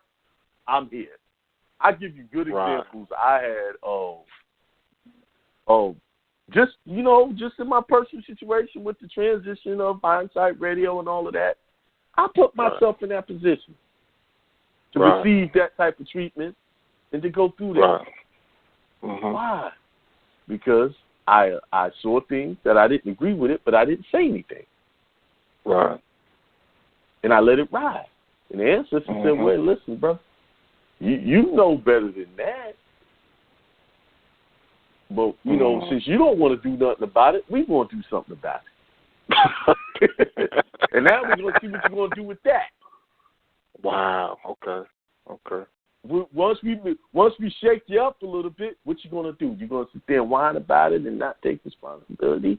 You're going to get down in the mud and start slinging evil? You're going to do the same thing? What you going to do? Or you going to just keep your head up? Or you going to look over the transgression and continue to put out positive words, positive thinking, not return the favor, not give back. People think turning another cheek means let somebody smack you on the face, turning another cheek is not returning the favor. Oh, okay. Not giving back what they gave you. Negative. Oh, okay. Give them something positive. That's turning the other cheek. Give them a positive word. Give them love instead of hate. That's turning the other cheek. No, turning the other cheek doesn't mean taking abuse. No. Turning the other cheek is do not seek to justify your name. Because your name is already justified. Why do you have to justify something that's already been justified? Right. You already know your credit. You already know your character. You know who you are. No matter what people say, somebody came in the chat last week after I left Reverend Eichmann, was calling me all kinds of names. They was calling me dumb and all kinds of crazy stuff, right? Somebody named Purple Pill, right? I know it was somebody that knew me because some of the things they were saying, only a person who know me would say it. So, I didn't return the favor. I just shut it off. Didn't let those words enter my consciousness and get to me. I just said, whatever, When, think about it. When people say nasty things about you or to you, guess who they talking about? Themselves. Thank you. They talk about themselves. They're speaking what's in them. When someone tries to call you a liar, they're calling themselves a liar. You understand? Sure. That's the way I'm it works. on it, brother. I'm on it, man. But here's the issue. The people that are listening to that cannot discern that. A lot of people don't see it that way. They immediately take their attention and turn it on the person as they directing their attention. But the wise get it. It's he talk, like I said earlier, a preacher who talks about adultery, fornication all the time, every week you hear him talking about, that's what he's dealing with. So if somebody's getting on talking about somebody's a liar, that's what they're dealing with. Right. That's what they're trying to cover. So they're trying to place that, transfer that, what's in them, onto someone else. Right. You see? So that's that wrong manifestation. You are justified without having to say a word because that other person just justified you when they talked about you. Whatever they say, they justifying you. Because you that powerful that your name has to come out of their mouth. Yeah, they're thinking about you. That's why we have. There is no issue. Only issue we have is the issue we make in our mind. That's the issue. That's right. There is no enemy. Right. The only enemies we have is with the enemies we say are enemies. We create our own enemies. That's just somebody out there doing something. And what they're doing is what's in them, and they're creating their situation. They're making who they going to be by the things they say, no matter whose name they're using. That's them. That's why we don't have to come down. We don't have to come down from our lofty position, our lofty spiritual position, and come down and get into those conversations. It's not even worth it. You say lofty? Lofty. That's what I'm calling it. Lofty. Lofty. That's right. Sitting high. Wow. Listen, you got to, the I am. You got to use your I am. I'm in a lofty place. That's right. That's right. You got to claim it. Spiritually. And I can't come down there and get down in the mud with all of that, stuff that don't matter. What matters is teaching people what they need and give them information. Now, what they do with it is up to them. We can't force people to do what we teach. We just give them the information and do what they got to do with it. But anyway, what else you got? So you gave me what's good with you. What you got? Oh, well, brother, for now on, I'm going to say this last time, but for now on, I'm just going to talk spiritual, man. If I need something, I just go ahead and do the consultation. But one thing I just had a question about was as far as the passport, because I know you saying how much you charge for this passport, but I was wondering if we did it ourselves, is it the same fee or it's a different fee? No, I like if I get consultation with you, okay. If you go to my, I have 3 separate consultations. I got the regular, and I got the one where you just want a regular consultation on the passport. That regular one, the one on just the passport, I'm gonna break down and read the whole thing to you and show you how to do it. The only difference is in that consultation you won't get the affidavit that I use. Okay. So I'll tell you basically everything else, and you have to create your own affidavit. Now the other passport one is the whole thing. I help you with the passport. I help you with the SS5. I help you with your driver's license if you got one. If you get any pushback from them where they're not trying to give it to you, you get the whole. You will get your passport. Meaning, we're not going to stop until you get your passport. Which that's what's up. Every now and then I get a pushback, and mostly that's because somebody got outstanding child support or a tax issue. But I can get around those. That's just work. That just takes work. Okay. That's why I like to know if you got any of those issues up front. So if you got those issues, we need to go ahead and get on that, knock them off before we even try to get the passport. Okay. My slate is clean. But I have a silly question. But please forgive me. But if I don't have children, can I still do the child support thing? Just to keep myself cool, or I have to wait to be in that position? No, you got to wait till that comes up because it's nothing you can do now. You're not in. No one's trying to get you in a contract. So that's something you deal with when you're confronted with it. Now, if you want to study up on it, you can. Okay. Well, I appreciate you, Brother Akeem, man. Much love, man. Come with that ministry, man. Akeem Ministries. Okay. One love, brother. You know what? You actually said something that I've been thinking about doing for a while, but I'm going to do it. Yeah, please. I'm doing it now, as a matter of fact. I'm just doing it. Yeah. But I know what you're talking about. Yeah. You bring that scripture and you apply it to the daily life, and then you never know what people are going through. And, man, it makes it, you know what I'm saying? Like the Bible says, hearing the word, you know what I'm saying? And you hearing it and you apply it because you accept it, you'll change your day around real quick, fast and hurry. You know what I'm saying? Yes. It's all about think about what you just said. You changed your mind and your day changed. Right. So just imagine you wake up with a decision in mind, deciding how your day going to be. A lot of us are waking up and just letting our day be whatever. Right. Make a decision when you wake up, I'm going to have a good day. The people I encounter, I'm going to have good encounters with them. The business I do today is going to be good business. You see? Make a decision on what your day, You decide. The Bible says we're supposed to have a dominion over all things. Right. And a lot of us is not having that dominion. The one thing we need the dominion over is our thinking and our thoughts. And we just let those things run wild, you know? Acting like baby children. The thoughts is everywhere. No control. Oh, man. Well, I sure appreciate you, Reverend L. All right, man. You be good. All right, peace out. Man. All right. Thank you. All right, peace. Bye. All right, let's go to the next one. Yeah. 919. Oh, wait, did I hit it? Hit the right button. 919-492. Peace to the God. Peace to the God. What's going on? Everything. Hey, brother, you know, I read your email. I know you still happy, boy. Grinning from ear to ear. Got some $30,000 in student loans off your back. That's a people. Now, I have people complaining about my price on what I do with the passport.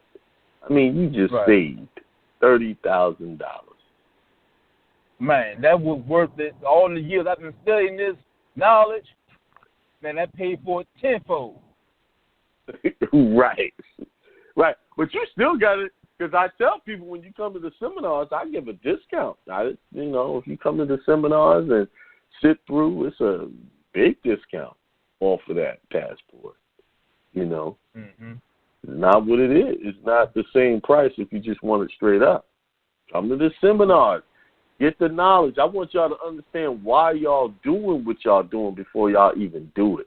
I was talking to some guys in a barbershop yesterday, and they go, I want to do it. They ready, they all gung-ho. I said, no, I'm not going to let you do this until you understand what you're doing.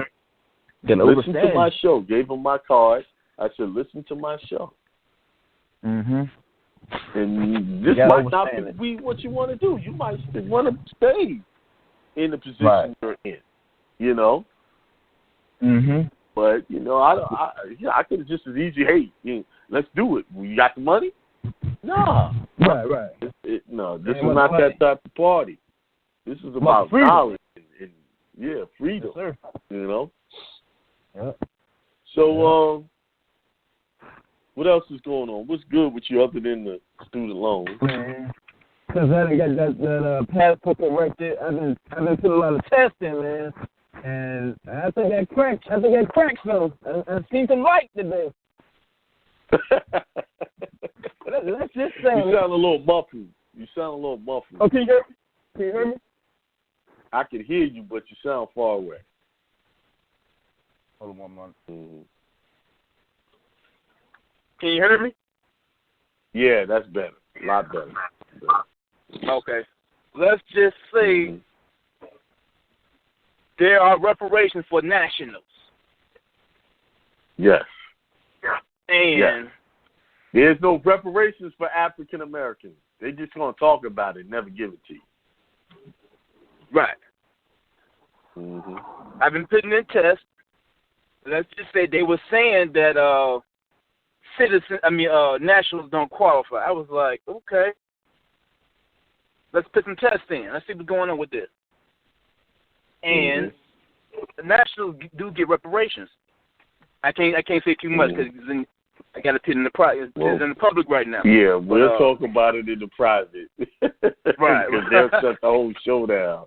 Oh yeah, shut the show down. We'll talk about that in the private, brother. All right. Yeah, but my wife and son, they are nationals, but they're waiting for they got to send the pictures back in because they used the picture from last passport. Oh, okay. So they want new ones. So that's what's going on with that. Okay. But good information. Good information with the brother Rover. He sounds a lot like Ron March. Yeah, he do, don't he? Yeah, he sounds like a younger Ron March. That's his nephew. Yeah. Yeah. But I've seen some info, some stuff. All right. Peace to the God. What you were saying? Peace to the God. All right, peace. Peace to the God. All right. All right. All right, let's go to the next caller. Like I said, when I'm done with my calls, I'm getting off. It's already at 9:09, so we done 2 hours in. 702-467.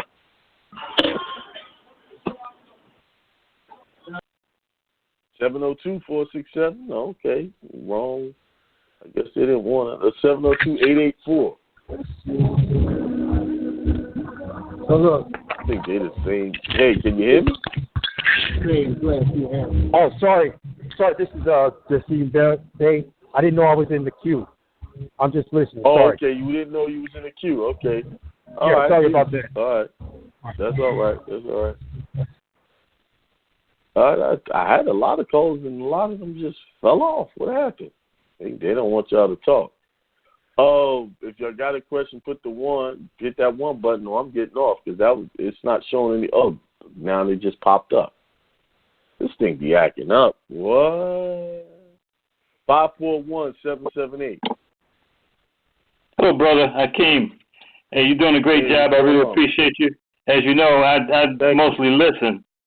But I wanted to ask you a question. Can you hear me? Yes, you can ask me a question after you tell me what's positive going on in your life. Oh, okay.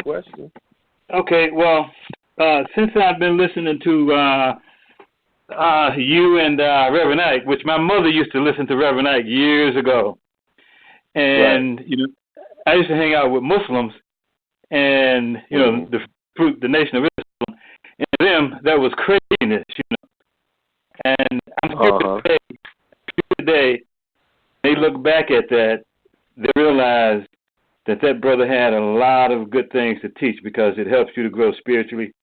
And I was just listening to a tape or a audio today regarding how you are programmed up until you're 70. I mean, the programming comes very, very early.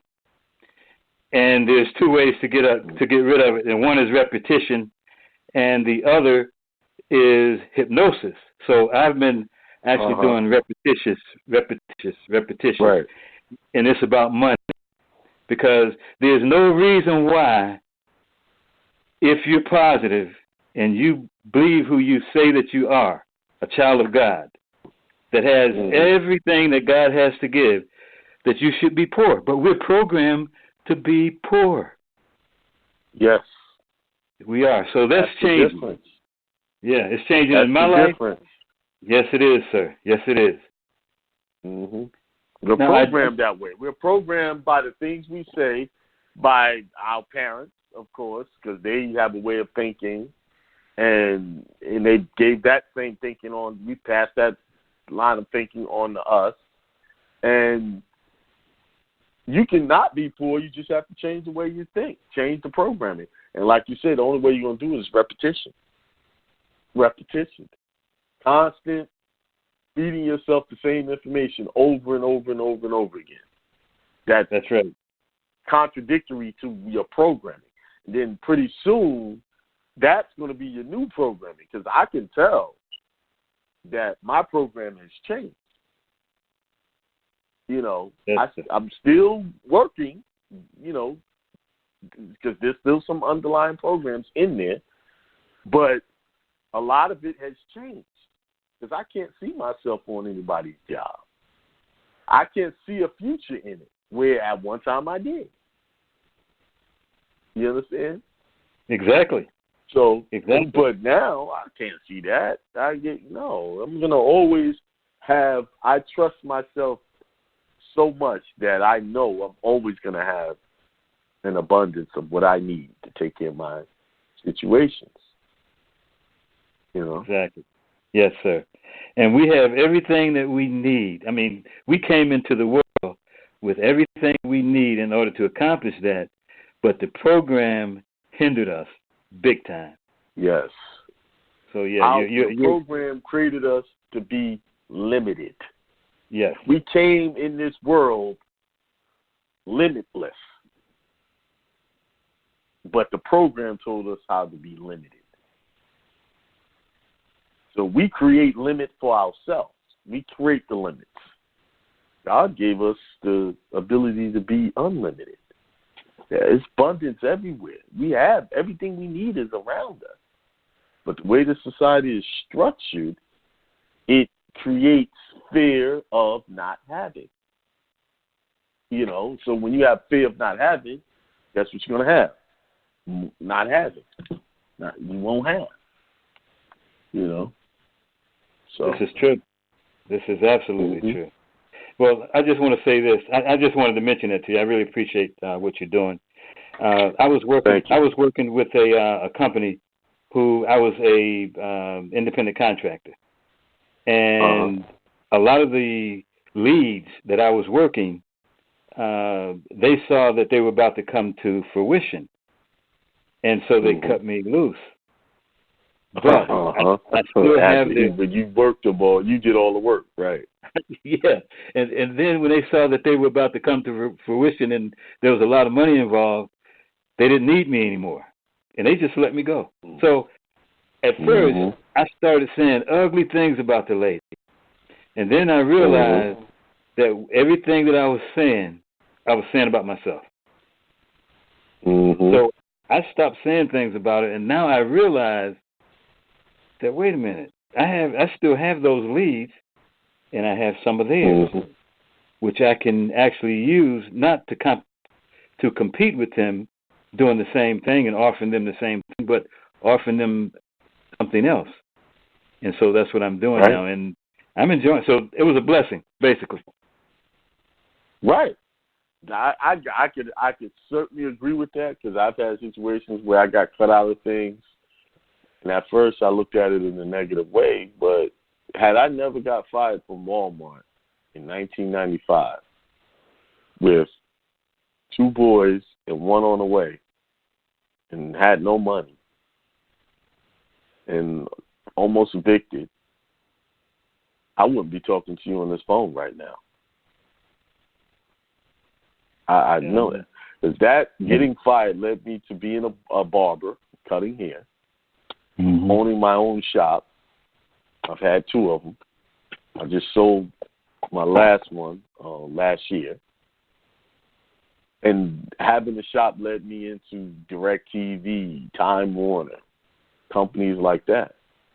You know, now I know how to, if I wanted to, if something happened where I couldn't talk anymore, I can go grab my truck, throw my 32-foot fiberglass ladder on the top of my truck and all my tools, because I still have them there in storage, and I can go wire up some houses. Or I could just go open up a contracting company wiring up houses. I have all of those tools. You know? Yes. I have so many options now. So just that one instance of getting fired led to all of those things. One instance.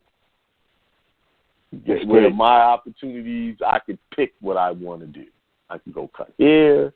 I could go into the low voltage electronics again. You know, I can do that. You have options. Yes. And so that's what happened to you. Exactly. See, all of the leads you were creating was to bring them business. It wasn't your business. That's right. But those leads that you created, those relationships, people do business with you because of a relationship they have with you. That's right. The product could be a crappy product, but people do business with you because they like you. They buy that product because of you. So when they cut you out, those people that go to talk to them are not going to have the same personality that you have. Exactly. See what I'm saying? So when you go talk to them, hey, listen, this is what I'm doing. I have another opportunity here for you guys. You may be satisfied with what you have, but, hey, it doesn't hurt to see what the options are. Bam. I just gave you a sales pitch, by the way. Yeah, I picked up on that. I picked up on that. Yeah. And it's out there. This is, it doesn't hurt to look at your options. No, it doesn't. And here it is. And when you have options, that is a part of entrepreneurship. It depends on how many of those options you actually going to work. Because obviously you have quite a few too. Mm-hmm. Yeah. So yeah. Mm-hmm. Yeah. So I really appreciate what you're doing, Akeem. It's very interesting. Have you heard of this guy by the name of Neely Jr.? Neely Fuller Jr. The name sounds familiar. What does he talk about? He's talking about a code for so-called victims of racism. It's a code that you can actually live by that works. Oh, I'd like to look into it to see what it's talking about. Yeah, he's all over YouTube. Yeah, because he talks about the white supremacist code. You said Neely Fuller Johnson is what you said? No, Neely Fuller Jr. Jr. Yeah. Okay, I'll look it up. Yeah, he's really into. He can have a couple of books out too. Okay. Yeah. And this brother James in Northern California. I forgot to mention that. Okay. I've spoken with you a few times before. Good talking with you, brother. Yeah, in fact, I bought some items from you. Yeah, it's nice talking to you too. Have a beautiful evening, you and your family. Okay. All right, you too. All right. Bless you. Yeah. All right, somebody sent it to me. Hold on. This looks interesting. Oh yeah, speaking of books. All right, this is probably one of the most important books. It's only $10. It's only a Kindle edition book. It's not a hardcover book. And you need to look this up. It's called, I might talk about it on Thursday, depending. I got to do some more reading. I got distracted by what Marco sent me today, so I kind of didn't read this. I really was going to probably talk about this. It's called Land Patents, The Ultimate Protection of Your Land. It's written by, and it actually got templates in there in this book. It's written by, who is the author of this book? So you can get the right book. I don't want you.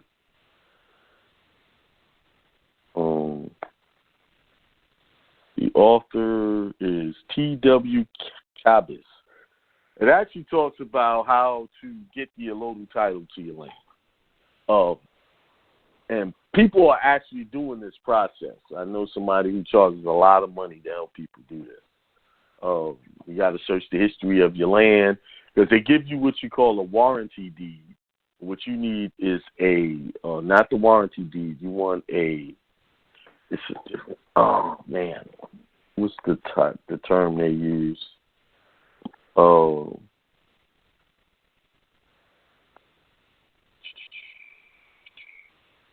I can't think of it right now. The type of deed you need.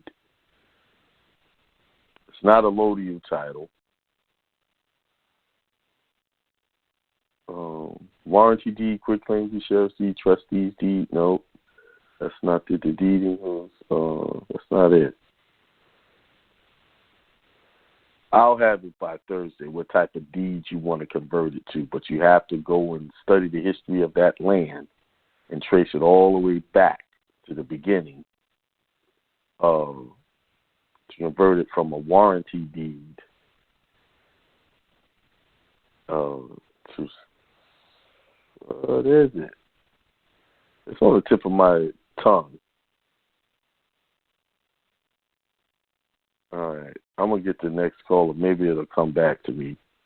I was reading this yesterday. But like I said, there's no hardcover edition of this book. It only comes on Kindle.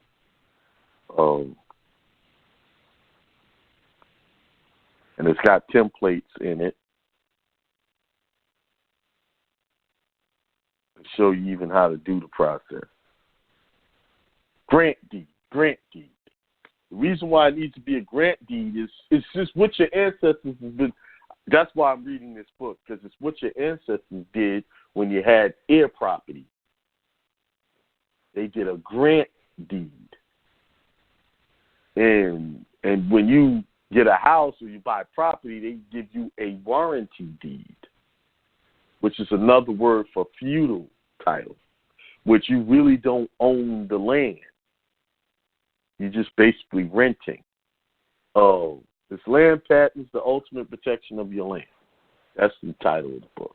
Thank you, Marco, for putting that in. All right, let's go to, I think we're on 314-282. Peace to the gods. What's going on with y'all, King? Peace. Going on. All right.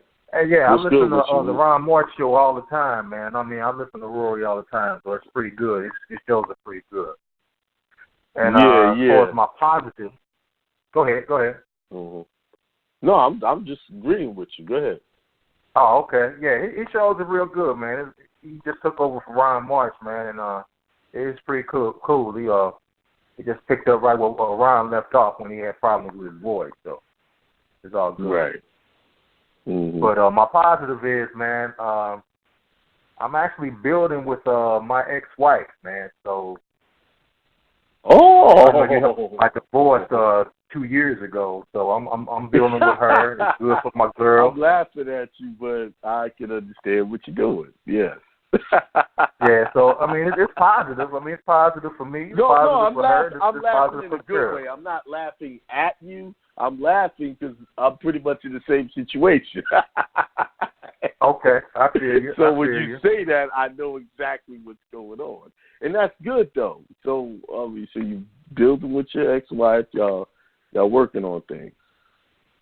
Yeah, well, not towards the relationship thing. We're working on, because we went through such a rough divorce, man. I don't know if you remember with my divorce when I was going through. You probably don't, because you deal with a lot of people. But it got really heated. I remember somewhat. Yeah. Yeah, it got really heated because she let her attorney get out of control. Her attorney wanted me to pay for a new house and down payment on the house, and she wanted alimony, just wanted the whole nine. And I'm like, you got to be out of your mind. I'm not paying all that. So, the child support and all that. So it got real ugly and got real heated. And, and that was hard on my girls, when that was going on. So now things are a lot better. They done turned around. And so, we working it, we're just working to better things for the family, So even though we're divorced, we're still a family. You know what I'm saying? It's still a family. Right, so, right. With that so how being did that said, come about where y'all got to a point where y'all could actually work things the way you're doing? We just, one day we just got to talking and reminiscing how we had each other's back or whatever back in the day and what happened to it.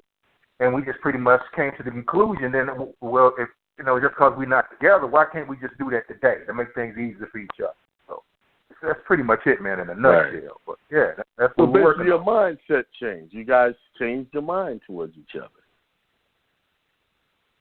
Stop seeing each other as and apologies were said, and we talked about it because she was like, she didn't really know what her attorney was doing. I really didn't buy it at the time when she first told me.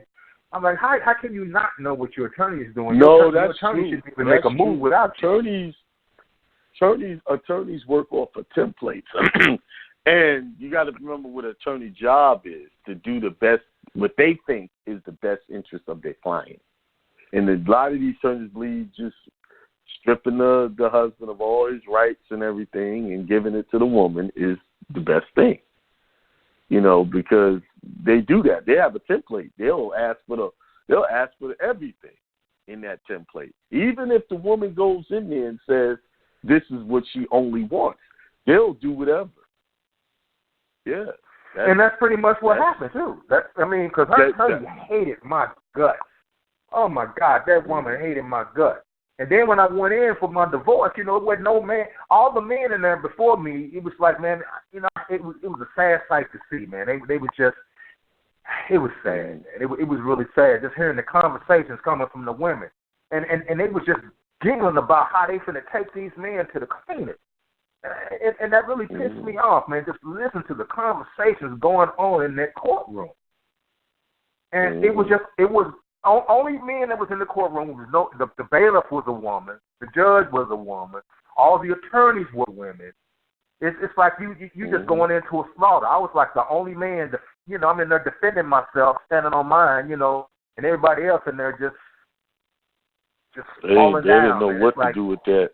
Didn't know nothing, man. I mean, it's just a sorry sight. Another form of slavery.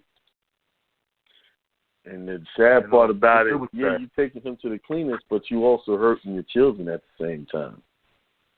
Yeah, you just don't know how. They're not looking at you destroying relationships, and they figured, well, that's I've known people that have done that, and then after years go by, they have a change of heart and they wish they'd have done it a different way. You let those courts get in the middle, boy, they'll tear you apart. Yeah, but I'm glad to hear that things are going good.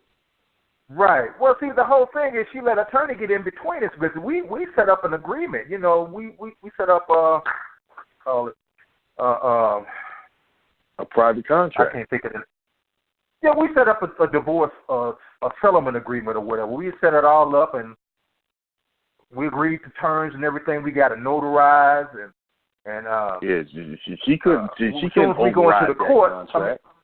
The attorney wants to put it in. So this ain't in court format. So I have to put this in court format so the court can accept it. And then when she sent it back to me for me to sign, I'm like, no, this ain't nothing what we agreed to. No, I'm not going to sign it. No, that's a lie. That's not. That was the trick, saying it wasn't in court format. You got it notarized. All you had to do was enter it in and have the court take judicial notice of it, and it is as evidence, as an exhibit. That's what I was trying to tell my ex at the time. That's why they wanted you to sign it, because what they were doing is changing the terms of that contract. They were trying to get you outside of that contract into a new contract. Nah. Mm-mm. Come on, I've been listening long enough, man. I wasn't falling for that. Come on. But no. That woman, that attorney hated my guts. She still hates me to this day. But it's all good though. But for no reason at all, she don't even know you. No, she don't. And that's what my ex was telling her. You don't know him like I know him, and he's not a bad guy. He takes care of us. He takes care of his kids. We took taking care of me. I ain't got no problem with him. I just want out of the relationship. I'm like, all right, cool. You can get out, but you're not getting this, and you're not getting that, and you're not getting that. Right. So, I refuse to be a slave for anybody. Now if you call me and ask me to loan you, or if I got your back on something, then that's another thing we need to talk about. But as far as forcing me to do stuff, and I don't need nobody to tell me how to take care of my kids. You know what I mean? I've been doing that since day one. Right. So. Absolutely. I definitely can relate to that. But go ahead, brother. What you was about to say? Yeah. Now, I got a question. It's about the rescission of signature. All right, I need to go in. Well, I go to court tomorrow. Give a quick thing on what I'm going through. I had a debt collector that I agreed to make payment arrangements with. Naturally, he put it in as a judgment, so I was paying like $50 a month. And did you sign I made payments on it. They got your signature on it? I did sign the judgment. I signed it. Uh-huh. But you can rescind your signature off of that. Exactly. I'm just giving you a rundown. They start garnishing my check. And when I call them and ask them why they garnishing my check when I was already paying them, they told me that they garnishing my check because I was late on the payment. I'm like, there's nothing in the contract or the judgment that says if I'm late on the payment that you was going to garnish my wages. So when I found out about it, I put in a motion to set aside the garnishment, and I also put in an affidavit in support of. So when I go to court tomorrow, I'm going to see how the judge is going to address it. So my thing is, if the judge don't move in my favor, I was going to put in a rescission of signature. But my question is, does anything else need to go with that rescission of signature, or can it stand on itself alone, or do I need to put an affidavit in support of the I would hit them with a third-party debt collector letter as well. Well, I did that before all this started, and the court pretty much ignored all the third-party debt collector letter. But right now, with me signing that judgment, the third-party debt collector won't work unless I rescind the signature. Why did they say that? Why did they say they was not going to go by it? I have to go back and listen to the recording because I can't tell you right now because it's been a while ago because it's been ongoing since last June or July. So, but I still got it recorded. I would have never agreed to none of that. Yeah. Yeah, you're going to have to do a motion to set aside that order or the judgment, and you're going to have to rescind your signature of that contract. What you could have did was a show cause motion for them to show cause why they did the garnishment, because they're trying to say you was late when you wasn't late. They have to prove that. No, the contract doesn't say that they can do late. I was late. I didn't pay it on time. But does the contract say they can? No, but the contract didn't state anything like that. Right. Okay. You know, I paid the money when I had it. You know, I'm gonna write a check and I ain't got no money in my account. So, right. You know, whether it be $50 or whatever, you know, I pay all my other bills first and then I pay that one last. How late was it? You get what you get, but you still got the payment. It's about a week late. I mean, it wasn't no month late, but it was late. Really extreme to start garnishing. So I think they just being petty, man, and throwing his weight around. Yeah. I mean, this attorney's like arrogant, man. So, you know, even then, I sent them another payment, hoping they cash the check. They ain't cashed the check, so it can stand in my favor. But they ain't cashed the check. So I don't know if they are. Satisfaction against them. And that's what I was going to do before, man. But I was going to give it a little time first. But I didn't think they was going to come after me and try to garnish my wages. You know what I mean? So I was waiting a little bit. Yeah, you gave them that opening when you signed that agreement. Yeah. Right. All right, brother. Yeah, you gave them that opening, bro. All right. Yeah. I would, I mean, it seems like you do on the right path to that, but that could go any way at the courthouse. Yeah. Right. So the rescission of signature is the right thing to do, but it don't need a. You can do the rescission of signature, but you got to still do something to set aside. You got to get the court to recognize them to set aside that judgment, which is going to be very hard. Right. Okay. So I can do the rescission of signature, and I can do a motion to set aside the judgment, and you know, and all that. I can do that. And you got to have a good grounds for doing it. You got to find an error. You know.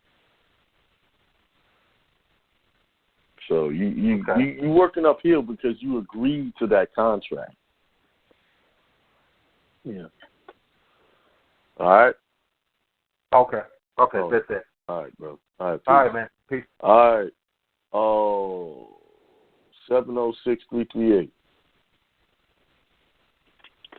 Peace, Akeem. How you doing? I'm doing good. Peace. So. My question is pretty much on the same line. Why you always, brother? You get on here and you want to ask a question without giving me something positive, brother. You gotta stick to the rules. Okay, I got stick to the rules. Positive. I enjoyed, the beginning because you go scripture. And I agree with the first part of the show where you were talking. I'm kind of in that same situation. So the positive is, in listening to Hindsight and brothers, it's helping me to see I am on a, good path as far as listening to the spirit or the image of God within myself. Right. Good. Yeah. I'm glad to hear that. That's good. This is? This is Hopalong Bay? Yeah. Okay. All right. I thought that was you. Yeah. Well, all right. I haven't talked to you in a while. Is everything going good with you? Yeah, everything is going good. It's just I got a big headache because my thing is I'm wrong with the other brother that called, but I didn't sign. I just found out that supposedly my daughter took me to court when she was 2. Long story short, Social Security Administration went against the court order, and they gave my ex-wife like about $70,000. And I talked with, because it was pretty much back time on me and my situation. It was back time, so it was like that was the type of money. But the court agreement, when we went before the judge, it was for $300 a month, and anything else outside of that, we were supposed to go half on. Well, what happened was I got assaulted and arrested, by the public officials, and I guess I didn't get convicted or anything. But long story short, the Social Security Administration met with my daughter and my ex-wife without me, changed the page, and then didn't write me anything, or didn't give me a breakdown of the back time pay or anything. And then basically they changed payee. So now when I go to Social Security and ask about my Social Security, they was like, well, no, we're not even discussing anything under the Social Security number of the illegals. So I'm like, what should I do? Because I actually spoke with my daughter, and she said, well, yeah, Dad, my mom, she showed me a big check, and she only gives, she's giving me $300 a month, and the other $7, I don't know where it's going. And so my thing is now, I hadn't been. You know where it's going. She's living off of it.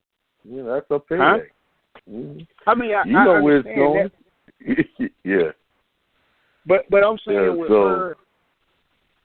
I'm saying with her doing that, and I never went to court or anything. They didn't take no due process. You're gonna have to sue the Social Security Administration for what they did. Okay. That's taking the court.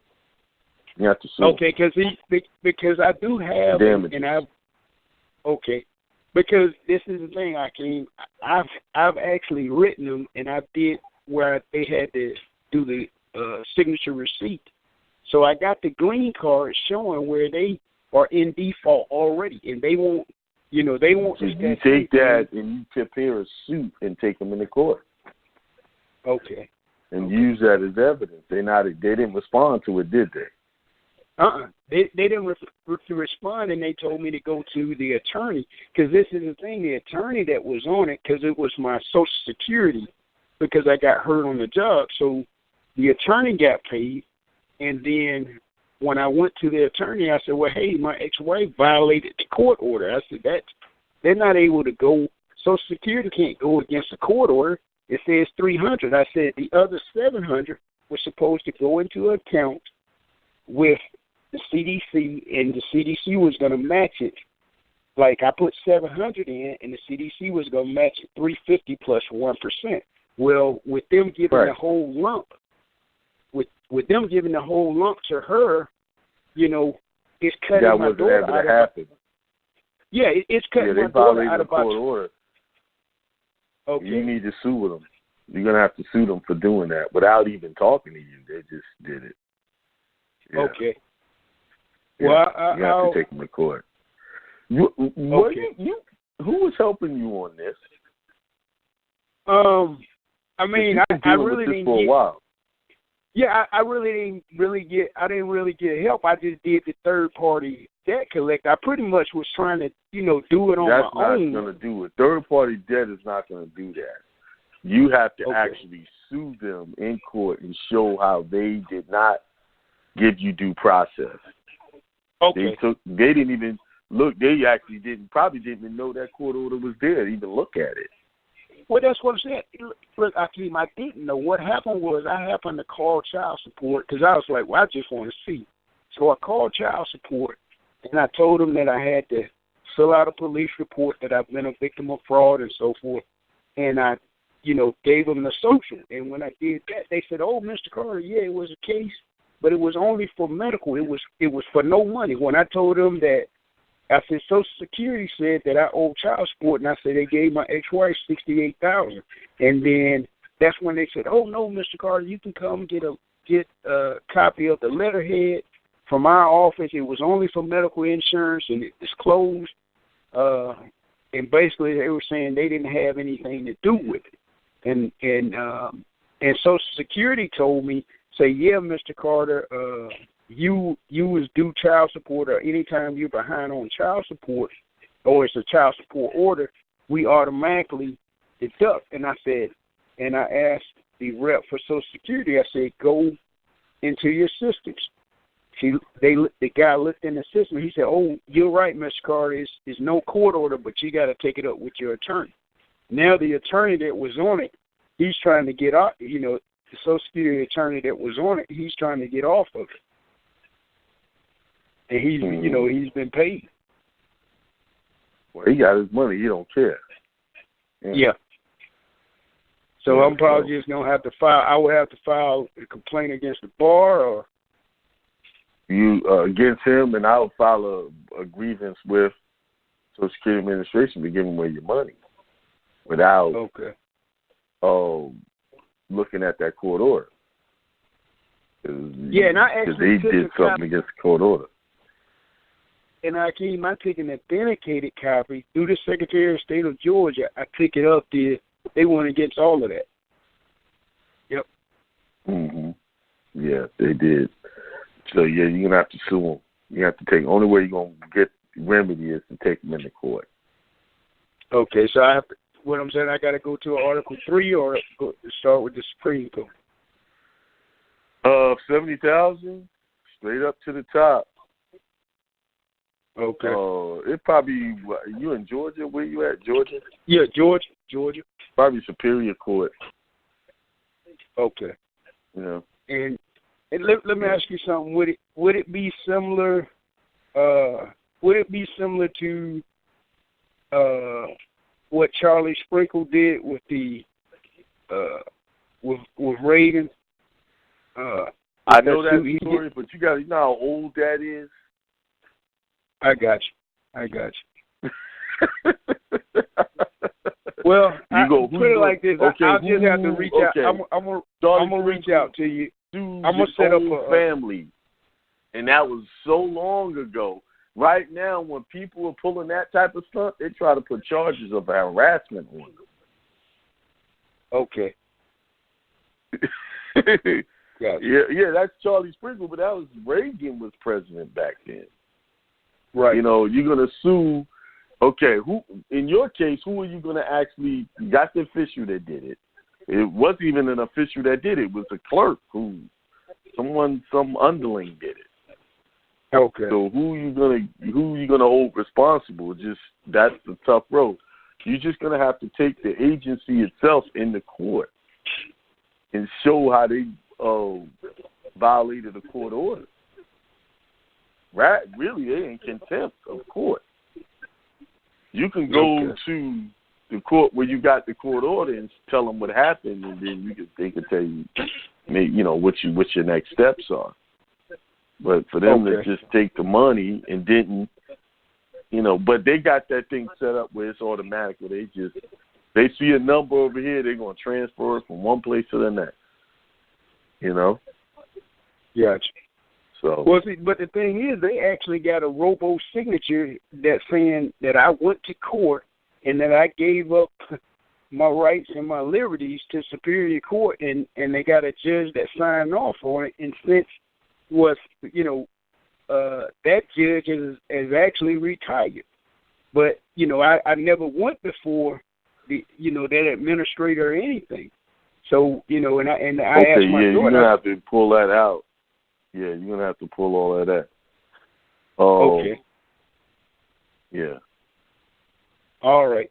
Well, I appreciate it. Yeah, you're going to have to pull all that, use that all as evidence. All right. Yeah. Okay. All right, good deal. I appreciate it, my brother. I appreciate it. Okay, I enjoyed the all show. Right. All right. Peace. All right, man. Peace. All right.